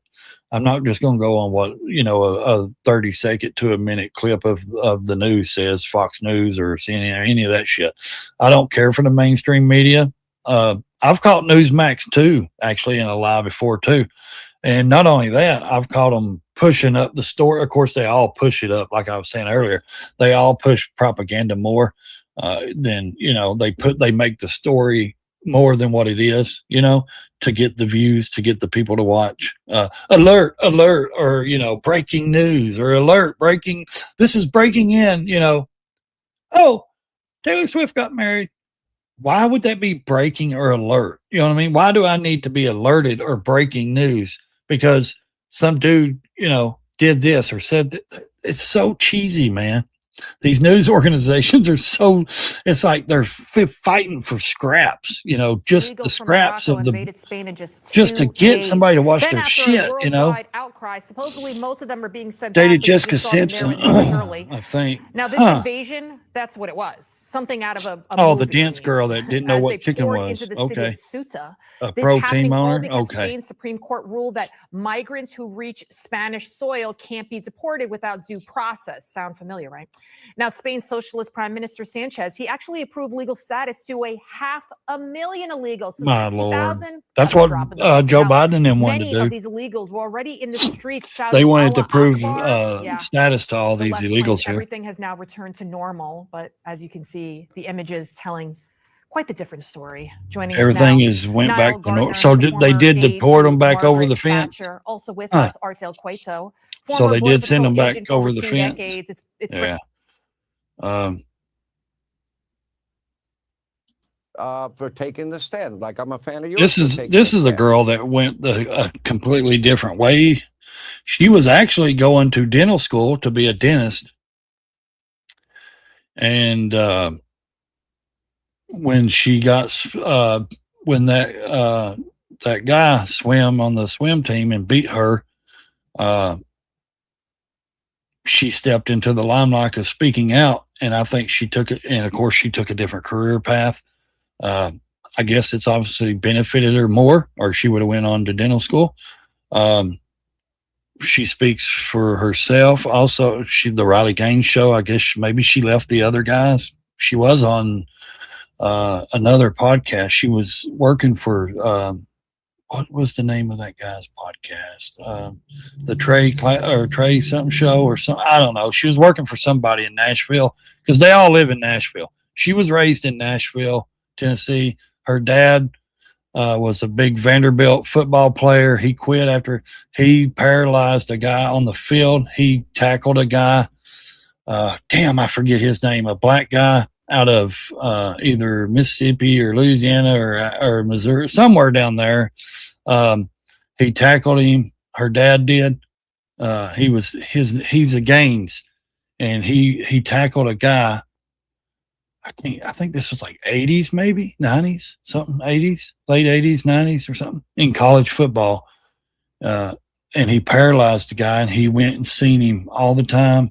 And even after he passed away, he goes every year and cleans his gravestone, his rock off and all that, and spends time down there. I forget the guy's name. What is his name? I'm a big fan of Sophie Cunningham. I forget his name. Like the I'm a guy fan he of yours for paralyzed. taking the stand. Her dad did. And they tried Her to uncle make played you football. They take all away your sign. athlete family. But they were you all. said, They're all. no, not going to happen. So she's standing with Sophie. Yeah, Sean, I could have Cool. assumed that the league or someone affiliated with the league would not have wanted me to have that sign there. So I was very careful going into the game. I looked Taylor at all Swift of the on rules. it, I knew or it had to be on an 11 dated by Tony 17 Romo? inch Okay. piece of paper or poster board. I left no derogatory comment, nothing negative, nothing political. My sign said, Cowboys Sophie, Career comma, updates, thank you. Jimmy Sign, Johnson. a Okay. girl mom. A lot Jimmy kinder than a lot of the Johnson, or- signs that I saw in there, I'll Okay. tell you that. Someone from across the court, I'm assuming it was someone who was maybe a security person affiliated. He was very obviously with either the Target Center or the WNBA. He looks at me, he says, put that sign down. And I'm looking around, there's like 1,000 signs beside me. And so I keep holding it, and he comes over there, he says, you can't have your sign. I said, well, why? He said, well, it has her name on it. I said, I can't So? have this sign because it has Sophie's name on it. He said, that's right, you can't. It shows you that the league very clearly has an agenda. A girl mom. Yeah. That is not I'm a representative girl of dad. reality I at got all. 3 The daughters. only people that Trust the me. Lynx or I whoever was in don't. I charge didn't of the want camera any put on the boy Jumbotron playing with my were people daughters. who were draped in their Locker pride flags rooms, and their none of that trans flags, shit. who had their trans signs. Some of those wearing those shirts that says protect trans kids or protect trans life that have Exactly. a little They're knife on allowed to it, and wear their objects that shit. is used and intended for violence. And then you have civil Exactly. So why are they allowed? Even the coach. Why is she even allowed to wear the shirt that says protect trans kids or whatever in sports or whatever? Why are they even like? She's making a good point. Why are they allowed to wear their shirts and their stuff and their signs? The left.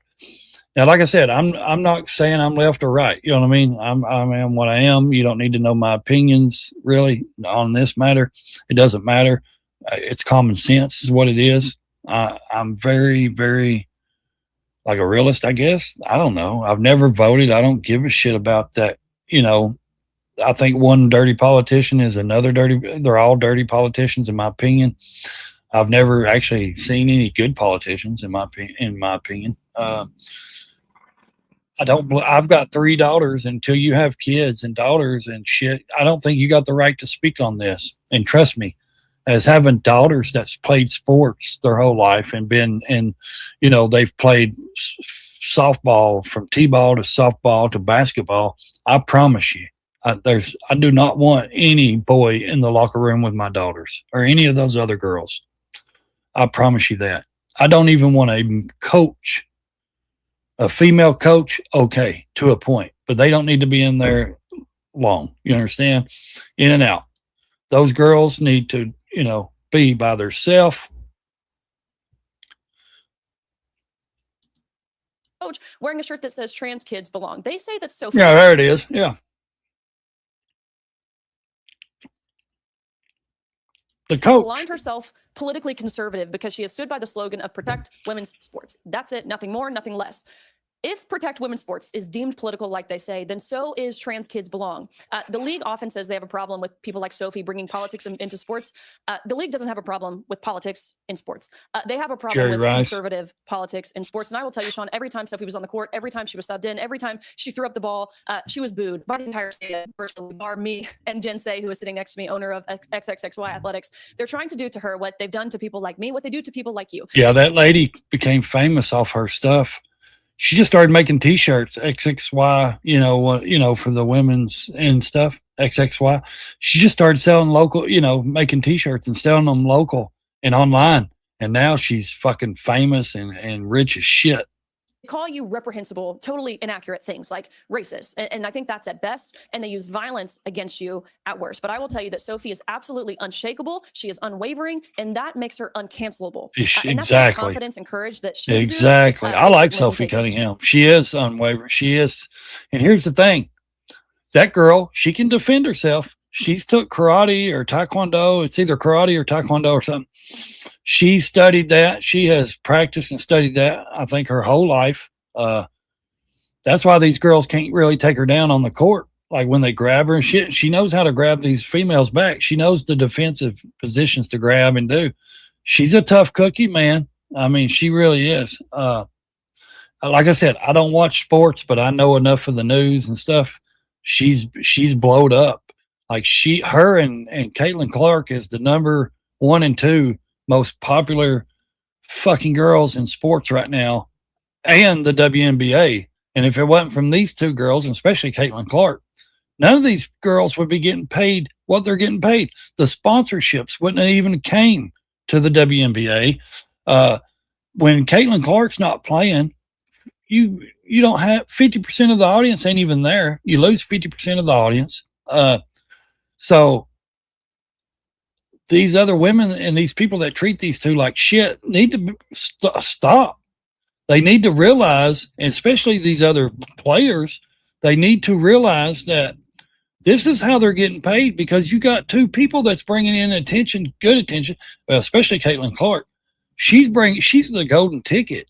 That girl could sit and say, you know what? I'm done with the harassment. I'm done with, you know, you guys not protecting me. You're allowing these people to just assault me, basically. I'm going to go overseas. She's been offered millions of dollars to go overseas and play. All she would have to do is say, I'm done with the WNBA. But that's her dream. That's always been her dream as a kid, she said, is to play in the women's NBA. She's the best there is. She's better than Angel Reese. Trust me, when you got pro basketball players, they troll Angel Reese with pictures and goofy stuff and tell her, girl, where's your head at? You're not the number 1, you know, true, you know, pro basketball players and legend basketball players that don't even play anymore that troll her and tell her you're not the best. Caitlin Clark's the best. You know what I mean? and you're getting paid because Caitlin Clark has brought more shit to the WNBA. You stop being mean. You be thankful that your paycheck, you actually got a paycheck. You're pissed off because a white girl come in and that's why they don't like her. She's straight. She's white. She's conservative. They're mad because she's not a gay lesbian.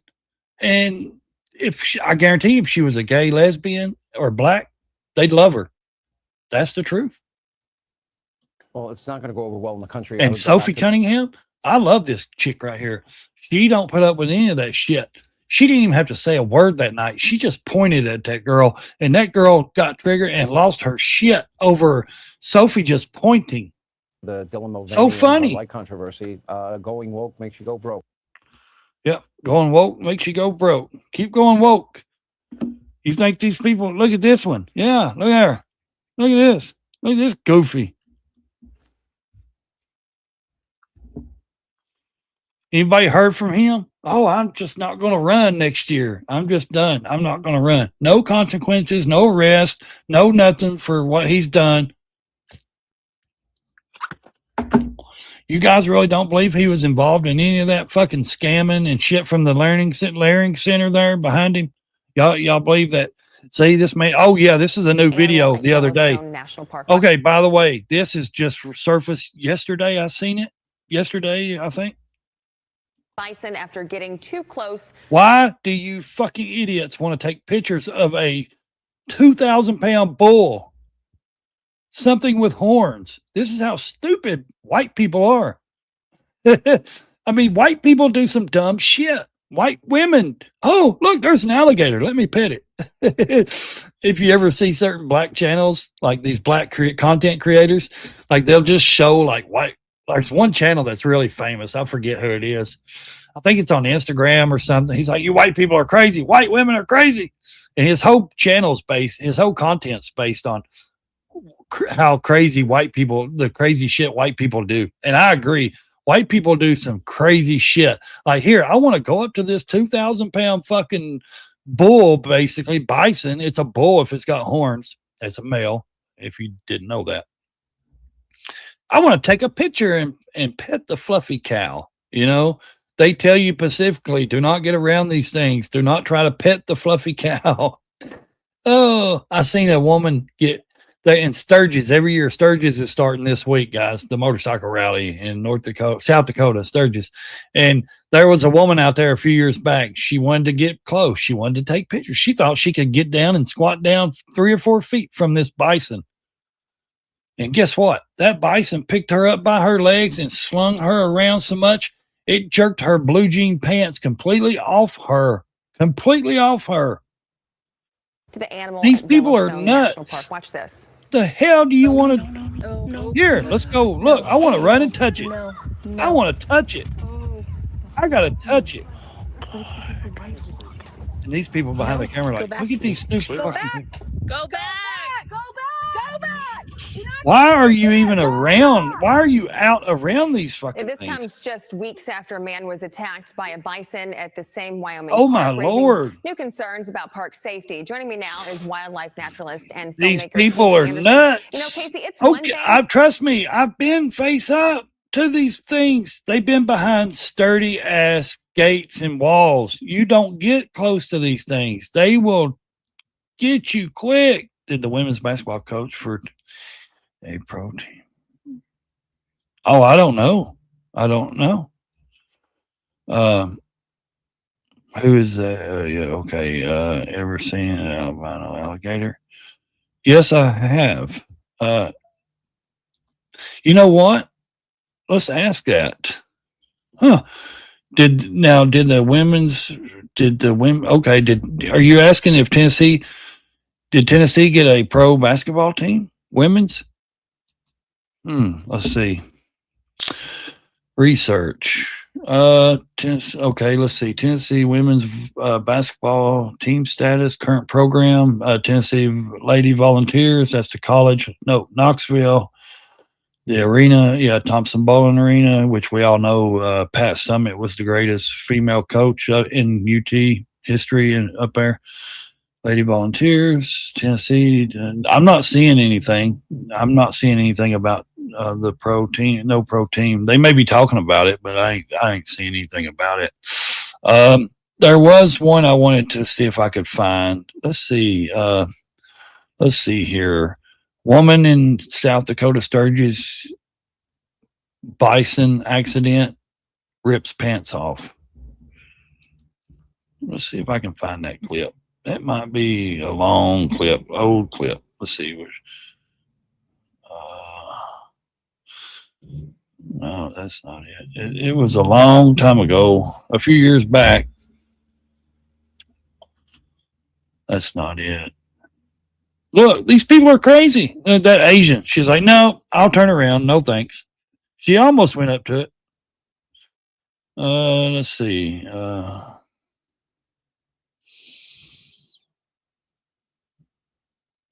I know what to look up. Hang on. I know what to do. Here, let's go back up here. Okay. Let's see. Lady gets attacked at Sturgis motorcycle rally by bison. Let's see. Yeah, she looks like a bison. Well, I said lady gets at motorcycle rally, not freaking fighting. What the hell's wrong with freaking X? That's ridiculous. Let's see here. Let's go over here. I tell you what, there's some crazy stuff that pops up when you speak and talk to things, huh? That's wild. Don't forget the dono, guys. It does help. It goes a long ways. I got to put a new transmission in my truck.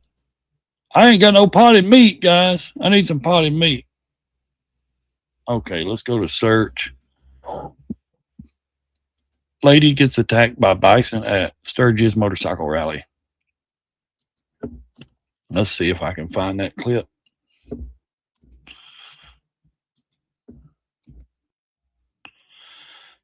Party gets attacked by bison at Sturgis motorcycle rally. No. Lady, how do you not understand my fucking language, people? It's hillbilly, but damn. Let's see if I can find a video of it. Right here. I think this is it right here. Can you see that? Yeah, I think one of these are it. Let's see.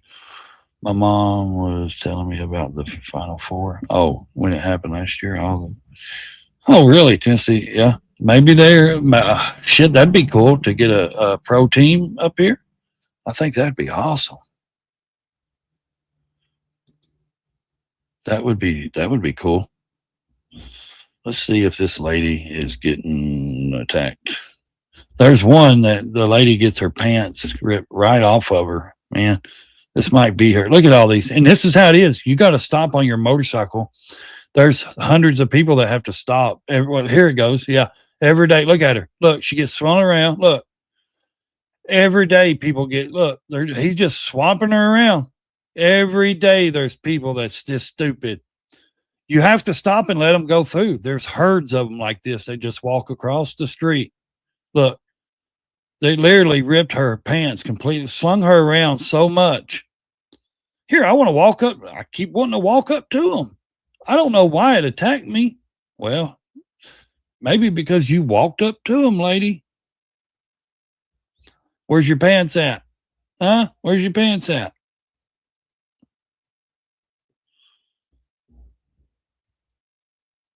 Look, pants right there on its horns. The pants is still on the horns. Still carrying the pants on its horns. Look, that's her pants. Oh my Lord, I'm telling you. Then they're going to blame the bison. It's like, no, the lady kept going up to it. Like, why would you keep going? Oh, I want to get closer. Look, he got her pants. They're ripped. Yeah. I want to get up close to the cow. I want to pet the fluffy cow. Yeah. I want to pet the fluffy cow. Look at her. I got to get a picture. No, he attacked you, didn't he? He slung her around. Yay. Let's go. Look. Yeah. Ripped her pants off right there. What an idiot. You people make me sick. These people are just, they're jokes. Like, seriously? Seriously? Oh my Lord. It's so crazy. Yeah. Look, slow motion. Boom. By the horn, slung her around a couple of times, ripped her pants off. I mean, look at this dude. Hey, I want to go pet him. Yeah, you idiot. This is what you, oh, I'm going to hide behind a tree. Dude, that's a 2,500 pound fucking animal. He's going to get your ass right here. These people are it knocked him out too. Watch. This is how stupid people are. We're going to stop. Look at that. We're going to stop and look at this cow. We're going to take a picture. Even phones. Look at that. Oh my God. Even a phone zooms in. And people that travel and go out to the parks and stuff, you better believe they take more than their phone. They take nice cameras and all kinds of stuff. They zoom in, people. You don't have to get 2 feet away from them to get a picture of a bison, buffalo, bison, whatever you want to call it. Now, they are good to eat. The bison burgers, oh my God, they're awesome. There's a restaurant out there that makes them, and they're killer. But like I said, why do you have to get so close? You stop, take your picture from in the car, and let them cross the road, and you keep going. That's all you got to do, people. You got to do. It's all you got to do. Yes. Yes. As you can see, my search history, huh? This is my search history. Have y'all do you ever see that though? The Joker. I love the Joker. I love the Joker. I do. I think the Joker is one of the best characters there is in comic, especially when what's his name did it in The Dark Knight. As you can see, my search history, huh? Sophie Cunningham, yeah, she's awesome. Trump is the Avenger. The Crow, Brandon Lee, one of a great movie that was like not got enough recognition. Brad Pitt's movie. Oh yeah, that's awesome. Look at her. Yeah, she ain't scared. Point Break, Bob Marley, of course. Rastaman chat. Yeah. Rastaman chat. Here's my profile. 43.5 thousand followers over here on Instagram. Yes, and I would do this, show you guys this, but it's got music. Let's see. It's a movie poster. Oh, I got it in my other platform. I'll show you. I asked AI to, it just had a picture. I had a picture of me, and I asked AI to create a picture. Salty, what's up, buddy? Let's see if I can find it. Let's see here. Picture, image file. Okay, let's see if I can find this image. And I just asked it to create a movie poster. I should have put like a scary action figure or theme or something. I like scary movies. And it made this. I just said make a vintage movie poster with my picture. It even created the little me that said thanks. See it? Gray beard. The last good old boy. Yeah. He lives outside the law and he owes something. No apologies, blah, blah, blah. Action. Yeah.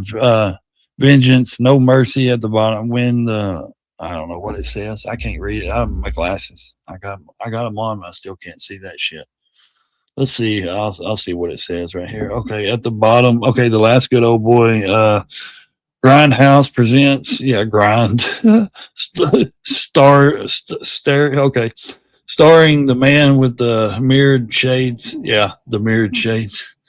Action, vengeance. Okay, no mercy. Okay. When the law quits, he starts. That's what it says at the bottom. That's funny. And I didn't even really see. I just didn't let AI do it. I thought it was pretty funny letting AI do it. So I thought that's pretty neat. What's up, Salty? You get your money? Not yet, buddy. I got to get my watch hours. He-Man, yeah. I love He-Man. Scarface, yeah, Billy. I love He-Man. Yeah, These people are crazy, man. Like I said, these women are crazy. Oh, I want to get 2 foot from the bison, the big 2,000-pound buffalo, and take a picture, honey. Her husband should never let her get off the motorcycle. Should have never let her get off the motorcycle.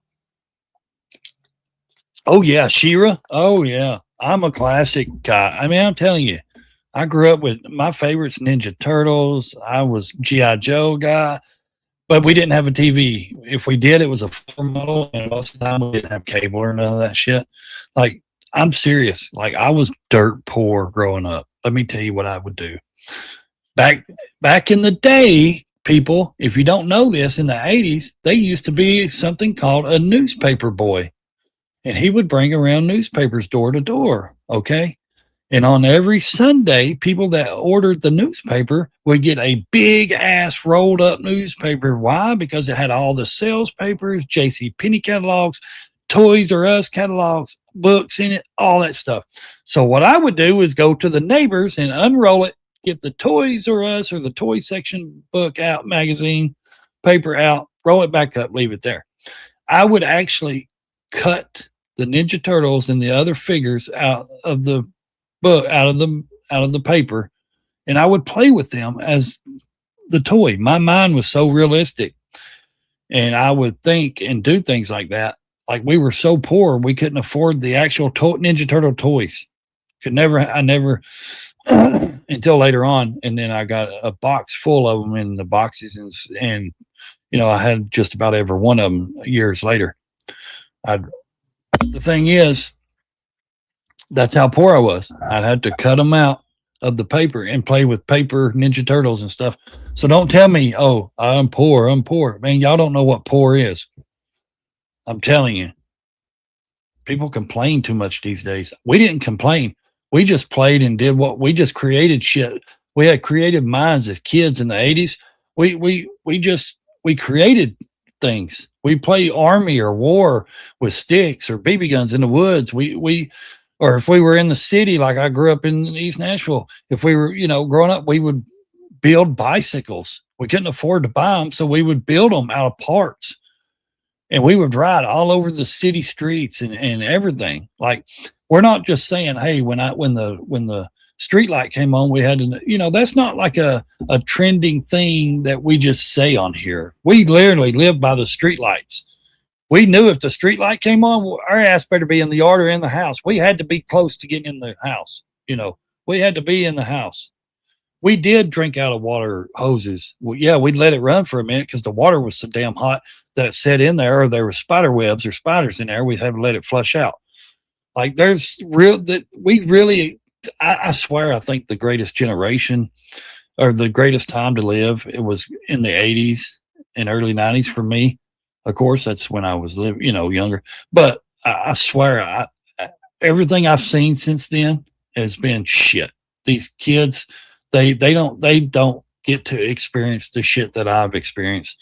They don't. Even my kids, like, they get to experience certain things I allow them to do. But like, I'm not going to just say, here at 5, 6, 7, 8, 10 years old, here, walk down the damn city street down here, go across 2 miles of traffic and everything to a friend's house and play video games, because I know you're going to be safe over there because his parents are going to look after you like mine would. We don't do that. We don't allow that anymore. What happened to where kids could play in the yard? Like, seriously, it's sad that kids can't even be kids anymore. Played in the sprinklers in the yard. So, oh yeah, we would create our own. Take the dish liquid and we would put it on trash bags, or tarps, whatever we could find, because the soap would always make it slipperier, and you could, used to eat raw tomatoes right off the plant. Oh yeah, nowadays you can't eat lettuce. Hey, no, I think the first death was reported this morning or something, or yesterday or this morning. The first person that has died from that, Salty. So, I mean, it's a shame what, our country, and people don't see it, but I do. Our country's got to a point where, like I said, even in a so-called safe neighborhood, you're not safe. Kids can't even ride a bicycle in their cul-de-sac or their little street anymore, because either there's some creepy dude in a van handing out puppies or candy, or, you know, like some neighbors, some, you know, suicidal idiot, crazy shit. I mean, it's awful, but it is what it is. You know, people don't understand that a generation of people, and this is what I don't get. The people like me, that's my age, look here, man. I know we're not all raised the same, but we all were raised in the same kind of era, you know? And what gets me is, how are some of these people my age so dense and dumb? Like seriously, I wasn't raised, like I was raised with common sense and smarts and stuff like that. These people act idiots. Some of the people my age, and I'm 45, I'll be 46 this year. It's like, how did your parents not teach you better? You know, like some of the shit they say and do. And it's like, man, you must have lived a completely crazy lifestyle to believe this shit, knowing that the parents were raised in an era, or lived in an era and raised their kids the same my mother did. Like, I guess they're just different. You know, we're Southern people though.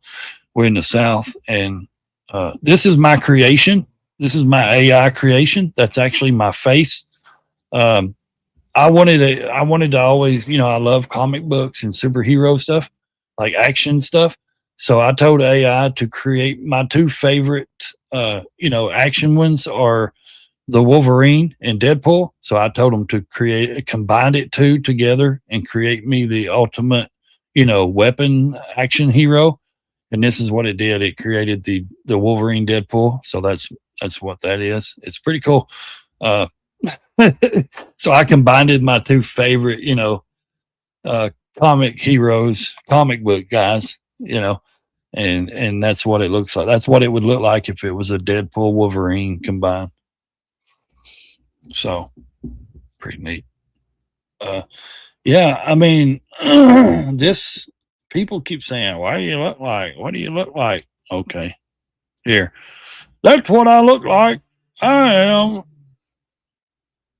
Hello. Hi, you guys. No, this is what I look like right here. Hello. Without the beard. I shaved the beard. And I cut the hair. Shave the beard, cut the hair. There. That's what I look like. I used to a couple of years back. So this is what I look like now. Okay. Yeah. Well, that's with the beard. I shaved the beard the other day. So actually, this is what I look like now. I shaved the beard the other day. So anyways, I thought it was funny just to do some pictures like that. I think it's pretty neat. AI can do some weird shit, man. I like AI for that. That's the only thing I enjoy about AI. Like the thumbnails, the creations I can create for myself just to play with, and like pictures and put me in different places and different things. I think it's funny. And like, hell yeah, after slip and slide. Oh yeah. Or what about the hot fucking slides? You know, or if you ever got to go on a slide or anything in the park or something, it was always the steepest fucking metal slide, and it was 150 degrees to 200 something degrees. It was hot as shit, and it wasn't slippery. It was burning our legs and our ass, and it was like, when you go to slide down it, you would stop. You would, you know, it was never slippery enough to actually slide. And I love the merry-go-round. We would get on the merry-go-round and start spinning each other so fast, try to get to try to sling us off and shit. It was, man, I'm telling you. And we would get on the swing sets and see if we could actually see who could swing the highest and jump out of them, come home with broken arms or legs. I remember playing football in the back of the yard in the housing projects, and we were living in like Gormsville. We were living in a country town, but it was a housing project, and it was, you know, it looked like a little house, but it was a housing project. It wasn't the big tall ones like we lived in Nashville, you know, the big 5-story ones, but or 2-3-story housing project. It was just a one level ground, and we were playing football, and we were throwing the football. There was enough of us. I'm the youngest. There was 5 of us boys. So my mom had 5 of us boys, and we were throwing the football. We had a little bitty mini football, and we were throwing it over the house to the other to my other brothers, and we were throwing it back. Well, it got stuck up on the house in the gutter. And one of my brothers climbed up there to get it and got up there, tripped on the gutter, fell off the roof, landed with his hands like this, broke both arms. He had to walk around for over 6 months. Both of his arms was broke and cast, and he was literally like this right here, walking around just stiff, with his arms broken. It was like, I mean, we did some wild shit, man. I'm surprised we were not.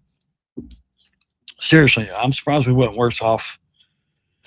I'm surprised that every one of us went in prison the time we were 15. We did some crazy shit. I mean, just mean stuff, doing what kids do. We'd sit and just take hammers and stuff and tear up the road. Just we'd tear pavement out of the road about that long, about that wide, all the way through the road just to watch cars bust their fucking tires. Or we would take a bowling ball. We found a bowling ball once, and we would get on top of a shed and drop it off on some shells, gun shells, and watch them shoot off in the air. Surprised we wasn't dead. I'm serious. Like, surprised we didn't. I mean, we did some crazy shit as kids. We had to entertain ourselves. There were things we didn't have the luxuries of things. You know what I mean? So we had to go entertain ourselves. We would walk through 2 cow fields to get to a store and steal fireworks. And come back, and we would shoot bottle rockets and fireworks off and set the cow fields on fire to watch the cows run. That's how stupid we were. That's the kind of shit we were doing as kids. We were mean. We were crazy. Yes, we got put in here. We had officers would come and take us to the jail and say, here's a baseball bat. They'd put us in a room with a glass door and say, here, try to get out. Beat it with this bat. Do what you want. They're like, when you guys come here, you're not going nowhere. Like, we had to go through a program or two. You know what I mean? Like, we wasn't juvenile, like, we wasn't records. We didn't have juvenile records or none of that. We never got really caught for doing what we did. We were just mean as shit. Why? Because my mother raised 5 of us. She divorced my father when I was 2. She never remarried. She had a boyfriend a time or 2, but nothing serious until later on, till we got bigger. But what I'm saying is, she raised us in the housing projects for years until she got her degrees and went to work for the state and got us out of there and got us in the country, more out in skirts of the city and all that stuff. I was born up here in the country, but moved away when she divorced my dad. So moved to Nashville. And that's the thing, like, and lived around Nashville, different cities around Nashville growing up too. But the thing is, we were not supervised. No babysitter would ever stay long enough. We'd run them off. We were just hellions. It's just, we were mean kids. We did what we wanted. We ran the streets. Mom was working 2 jobs, going back to school, doing what I'm surprised she didn't pull her hair out more than once. She probably did. I'm surprised she didn't have nervous breakdowns because we were always into something. We were always doing something extreme. You know what I mean? We were always, we never did anything easy. We did it all just extreme and as much as we could and all that shit. And like I said, we had people tell us, none of you kids are going to make it to 18. You're either going to be dead or you're going to be in prison. But we all did. We all made it. And out of all 5 of my brothers, I'm the only one that went to prison. Imagine that. So, anyways, it's been a good show, guys. I mean, I enjoyed talking to you guys. I enjoy you guys being here. The seesaw, oh my God, that you think would bounce you would bounce, and when it would drop and it would just hit and bounce your ass and hurt the shit out of your tailbone. Oh my God, I hated that fucking thing. Yes, I hated the seesaw. Yeah, the age difference, we were all a year and like 4 months apart. Every one of us was a year and 4 months. Like my oldest brother was born a year and 4 months. My other brother, another year and 4 months. My other brother, another year and 4 months. Another year. Like we were like right there at that age, like a little over a year, apart. So it was just, we were right there close. I was the youngest. So like my babysitters was my older brothers. So I didn't get picked on. There was one time I got into it with a bunch of kids and got my ass beat, but that's because my brothers wasn't around. But here's the thing, and that's why I say I'm always better at networking with older people, like older people, like even in school, in high school. I never run around with the people of my age or in my class. I was always, one of my brothers was always a senior. You know, I was a freshman. My brother was a senior. Like, I ran with the older crowd. I always was in with the older crowd.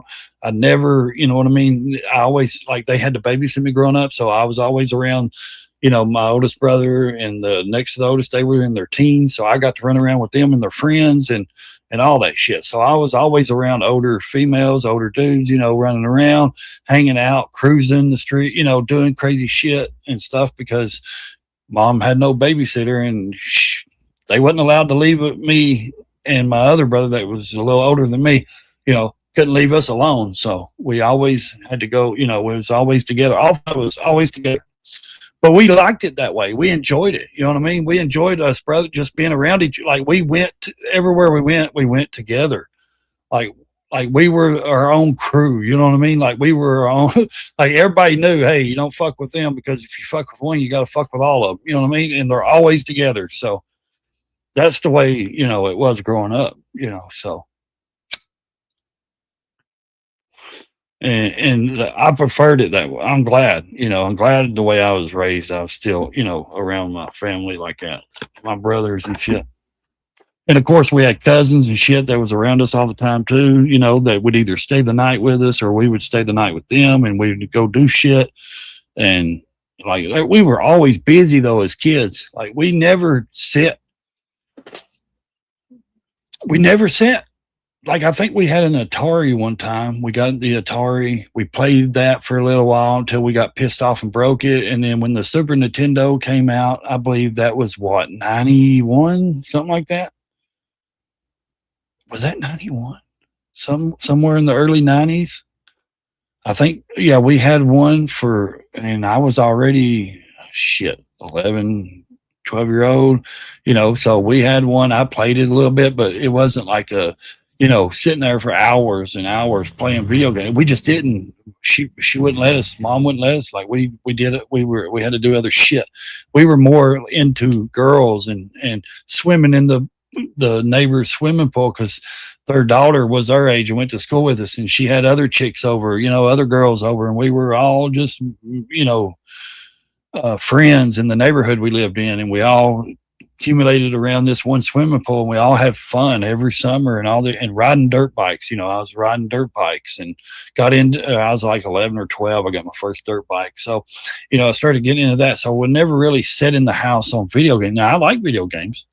Now, when I got older, you know, later on when the Xbox finally came out, I bought one of those on my own, all this shit, blah, blah, blah. Because I already lived on my own, you know, and all that stuff. But I'm like not consistently sitting here playing. Like, my daughter has a PS5. She has my Xbox 360. You know, she does that. I gave her the Xbox 360 here. I don't even play it anymore. So she plays it. She's got her own PS5, all that stuff she's into, which she's 17. She's not like 5. So, you know, she works 6 days a week. She goes to school. She's got a good head on her shoulder. So if she sits in here for 30 minutes and playing, you know, Grand Theft Auto or Tony Hawk's Pro Skater, which that's what she loves, the Pro Skater, you know, I'm okay with it because she's not soaking her brain, because I know we gave her a car to use, or other car to use. She goes to work. She works night shift. You know, so she's constantly busting her ass, going to school and doing all the good stuff. So we don't mind if she plays, you know, PlayStation and shit for a few minutes. Okay, I'm still trying to wrap my head around the fact that dude, it's your state, brother. Your guys are the ones voting that sumbitch in, not me. Remember when Atari was the only video game? Yeah. And I tell you, I love that joystick. And you had the red button, and you had one joystick and the red button. What's cool is I've been wanting, Donna, to buy that stick, the game stick that you can plug into your TV or whatever, or the controller. And you get all like those classic fucking Mario. I love the Super Mario Brothers. God, I used to love that. I never really got into Zelda. I played it, but I never got into it. I don't like those kind of games. Like, I know there's a lot of, I know those are trending games, like computer games. And it's like old block. Everything looks like it's in a block area, you know, like those old Zelda games and shit. Not Minecraft, but, like Zelda and shit, story games and stuff. I can't stand. I never got into those. I guess because we did more shit outside than sitting in there on the TV game. We never had a computer. We never did that. I think the first time we'd seen a computer was shit. I don't even know. Probably I was already probably a teenager, and it already come out because I was a teenager in the 90s. So, I mean, I don't know. Whenever the computer came out, we never had one in the house. Or maybe I was like 17, 18, maybe. When I seen when my mom had one in her home, the hell time I was 18, I was already gone getting, I'm, doing my own thing, moved to Kentucky, then left there, went to Florida, lived there. Left there, moved to Georgia, left there, moved back to Tennessee. I was going to go back to Florida, but I did. Hell, I was 16. I was in Arvada, Colorado with a friend of mine, having a blast on a skateboard tour. I did all kinds of shit, man. I've traveled. I've done a lot of stuff. I don't regret any of it. I'm glad I got out and seen things at that age. Got to experience stuff. Yeah, man, you're the one voting him in, not me. That's your state. Been on all the crazy pills. I'm telling you, I'm surprised my mother wasn't. I'm not joking. She's a tough woman, man. She's tough. She's the kind. She still works to this day. She retired from the state of Tennessee and went back into the medical field. And she works. She's never stopped working. She's been, 5 sons. Yeah, that close to 8. Yeah. So I mean, it's 80s sitcoms. Yeah. See, we didn't have TV like that. We didn't get to sit and just watch TV. We didn't have one. And if we did, we never got to, we never got to really sit and watch it. What's up, David? How you doing, King Ray? There you go, Mr. Green Thumb. You should be picking. I did it this morning after the sun rose. I do a lot from when I wake up at 3:30 in the morning. Every morning, consistency. I'm up at 3:30. I get up. I have my cup of coffee. I get going. Daylight hits. I run outside. I don't run, but I go outside. I do things I have to do, and then in the evening time, I will go and do things after the sun starts coming down a little bit, sets over the trees. I will go and do the other things I got to do. Now, during the day, like I said, today was the free free up day right now. So I thought I'll jump on.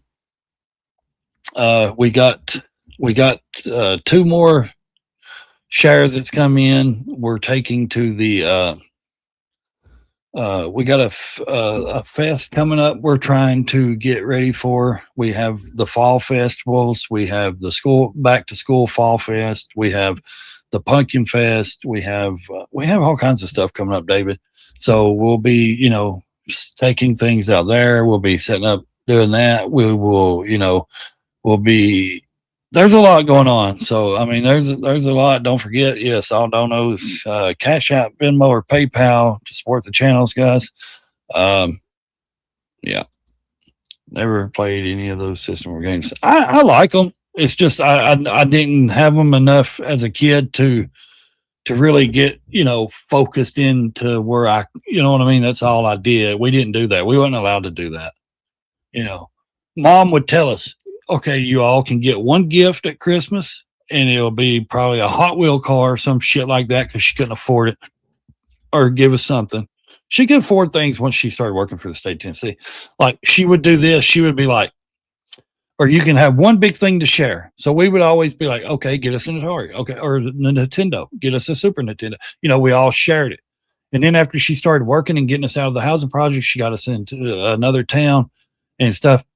Then summertime would come for Easter. She would give us an Easter basket with just fruit and candy, Underneath the grass would be Opryland season passes. And anybody knows anything about Tennessee, back then we had a thing called Opryland theme park. She would drop us off on her way to Nashville, downtown Nashville, to work. We would go to Opryland theme park during the day through the summer when we didn't have school.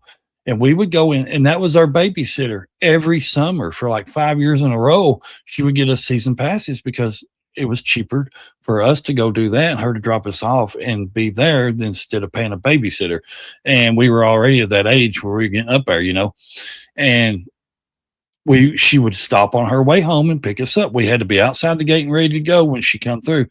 And then eventually, you know, like I said, I had a couple of brothers that actually went to work there at Opryland Theme Park, and they actually would work there, and we would run around. The rest of us run around and ride rides and play games all day long.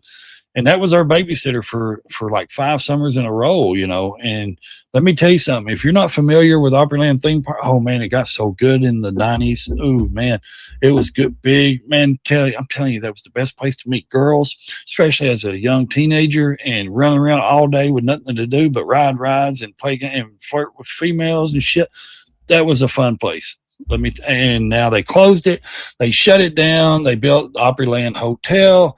They took out a lot of the rides. I think the Screaming Delta Demons, still part of it's still there. It was a big, like, you would get in this thing and it was a roller coaster, and it was like a half of a, looked like a pipe, but it was like half. You had the Wabash Cannonball. Of course, that's in that famous song, in the Wabash Cannonball, something, you know, it was like a country song. George Jones or one of those songs, you know, he's singing about Opryland and the Wabash Cannonball and all that. That's where it comes from. The thing, you know, the Opryland theme park. There's all kinds of history in there. You can't stand video games. You tried it. Yeah. But didn't like it. You're old. Well, you know, David, like now, you know, I mean, you know, I've rode motorcycles, you know, there's so much more things to do, you know, like instead of as a kid sitting on a video game. I mean, yes, they're fun. They can be fun. Just like these computers and laptops, like this streaming, it's fun for me. It can be fun, you know, and I enjoy doing this, but also I like, and I enjoy, you know, real life out there. I enjoy, but of course, a lot of people, they like, yeah, I'm just on the computer. I enjoy the real life, but here's the thing: real life out there comes with a lot of problems, and that's why a lot of people will seek to this internet and will seek to, you know, social media, because they can't deal with the real life issues and problems, you know. So they have to bring, you know, they have to live inside this matrix system of the thing called internet, and these, you know, zeros and ones and all this shit. And when you talk to certain people, it's like, really? You think that? Or you think, you know, it's because their brain is so, you know, programmed with the internet and social media so bad, they don't know how to function in a real society, in real life.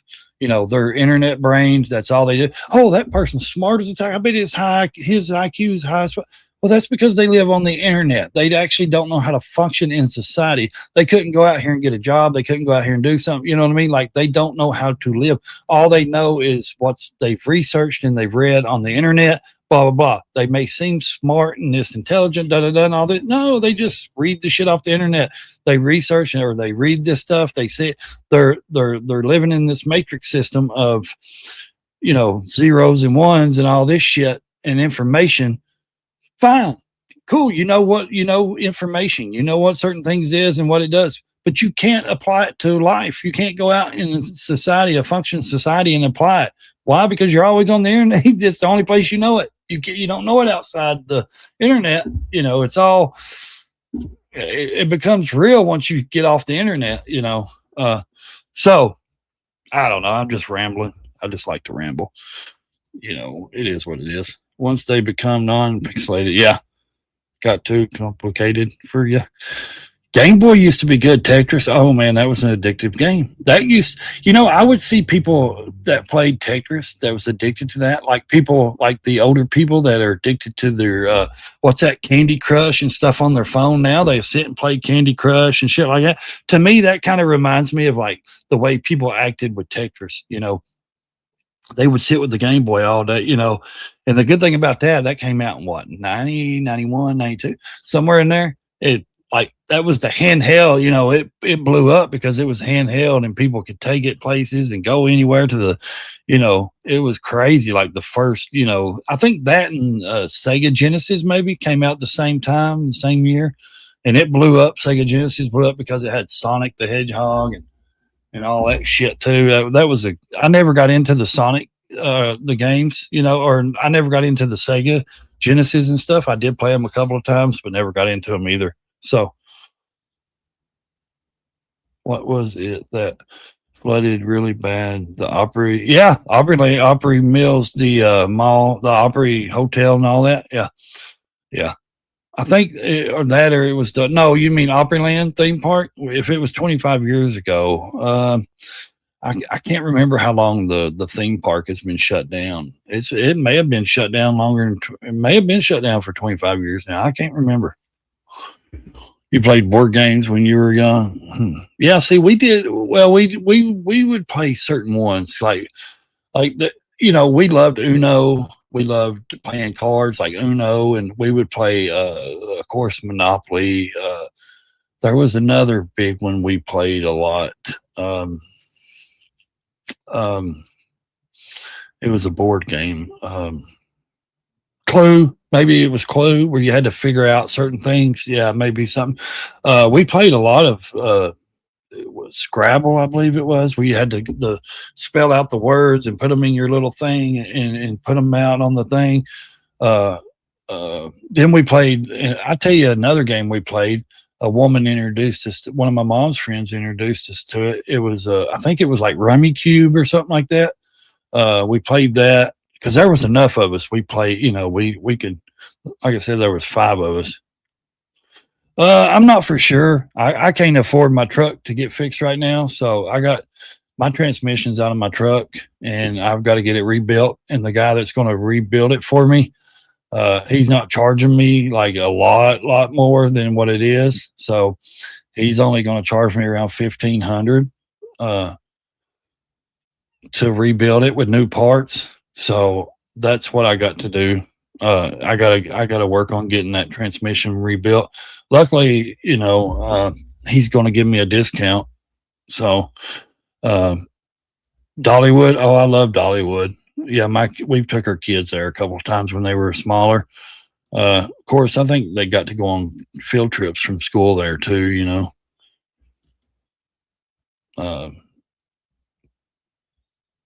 I've never played it, but I've seen my mother play it. And late 80s, okay. Game Boy. Oh, I remember having a Game Boy in 7th grade. Huh. Hey Siri, when did the Game Boy come out? What year did the Game Boy come out? Game Boy was published. Yeah. Game Boy was published. Thank you. April 21st. Published 1989. Yeah, 1989. So, Yahtzee. Yeah, that was a good one. I'm so old. I played electric football. He said, "I'm so old. We created the damn Stones." He said, "We used to play that game. Remember, throw dust and dirt at people." we had to take the rocks and carve them down to knives and tools. Oh man, I'm going 4 hours, guys. I'm fixing to cut it here in just a minute or two. So please don't forget to hit the subscribe, like, comment, guys. Make sure you subscribe to the channel. Since I didn't get any donos, that's okay. I get it. We're all broke. It's all right. But for the time being, here. It's all right. It's all right. I feel that way too. It's all right. We feel that way together, okay?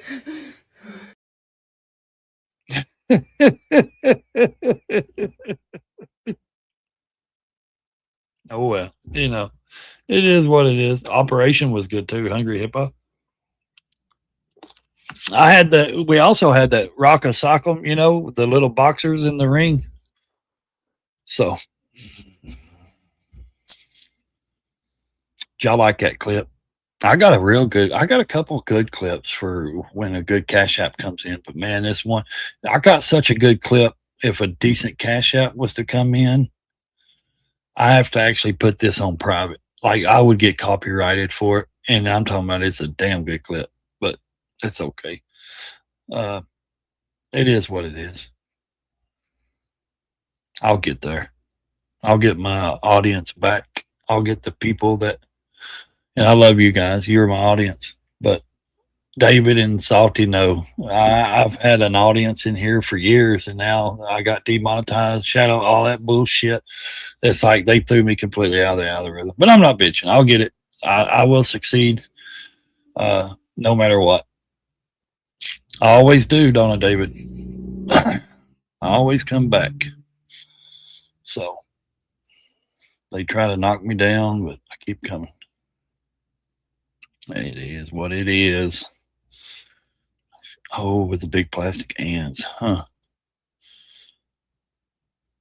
You have a cat on a stripper pole with dollars around. That's cool.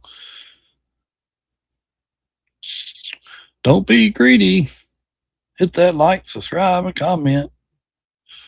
Guys, don't feel the rhythm. I would play that one, but I don't know why they're hitting me on it copyright. They're not giving me a strike. They're just saying it affects my the people. Here, I'll put that on screen one more time. Cash App, Venmo, or PayPal. But here's the thing: like, you're gonna warn me and say it doesn't affect it doesn't give me a copyright and it doesn't affect it, but you're not gonna let me. It says it can't let me make money on it, and I'm like, you don't let me make money now. You got me demonetized. I got to get my watch hours up. So it's crazy waiting on lunch to get there. Yeah, I'm fixing to go eat. That's what I was doing. I was getting a headache from not eating yet. That's what I was fixing to do. I was fixing to go eat. So, all right, guys, it's been 4 hours. I'm going to jump off here. If I come back, I'll come back. If I don't, I don't.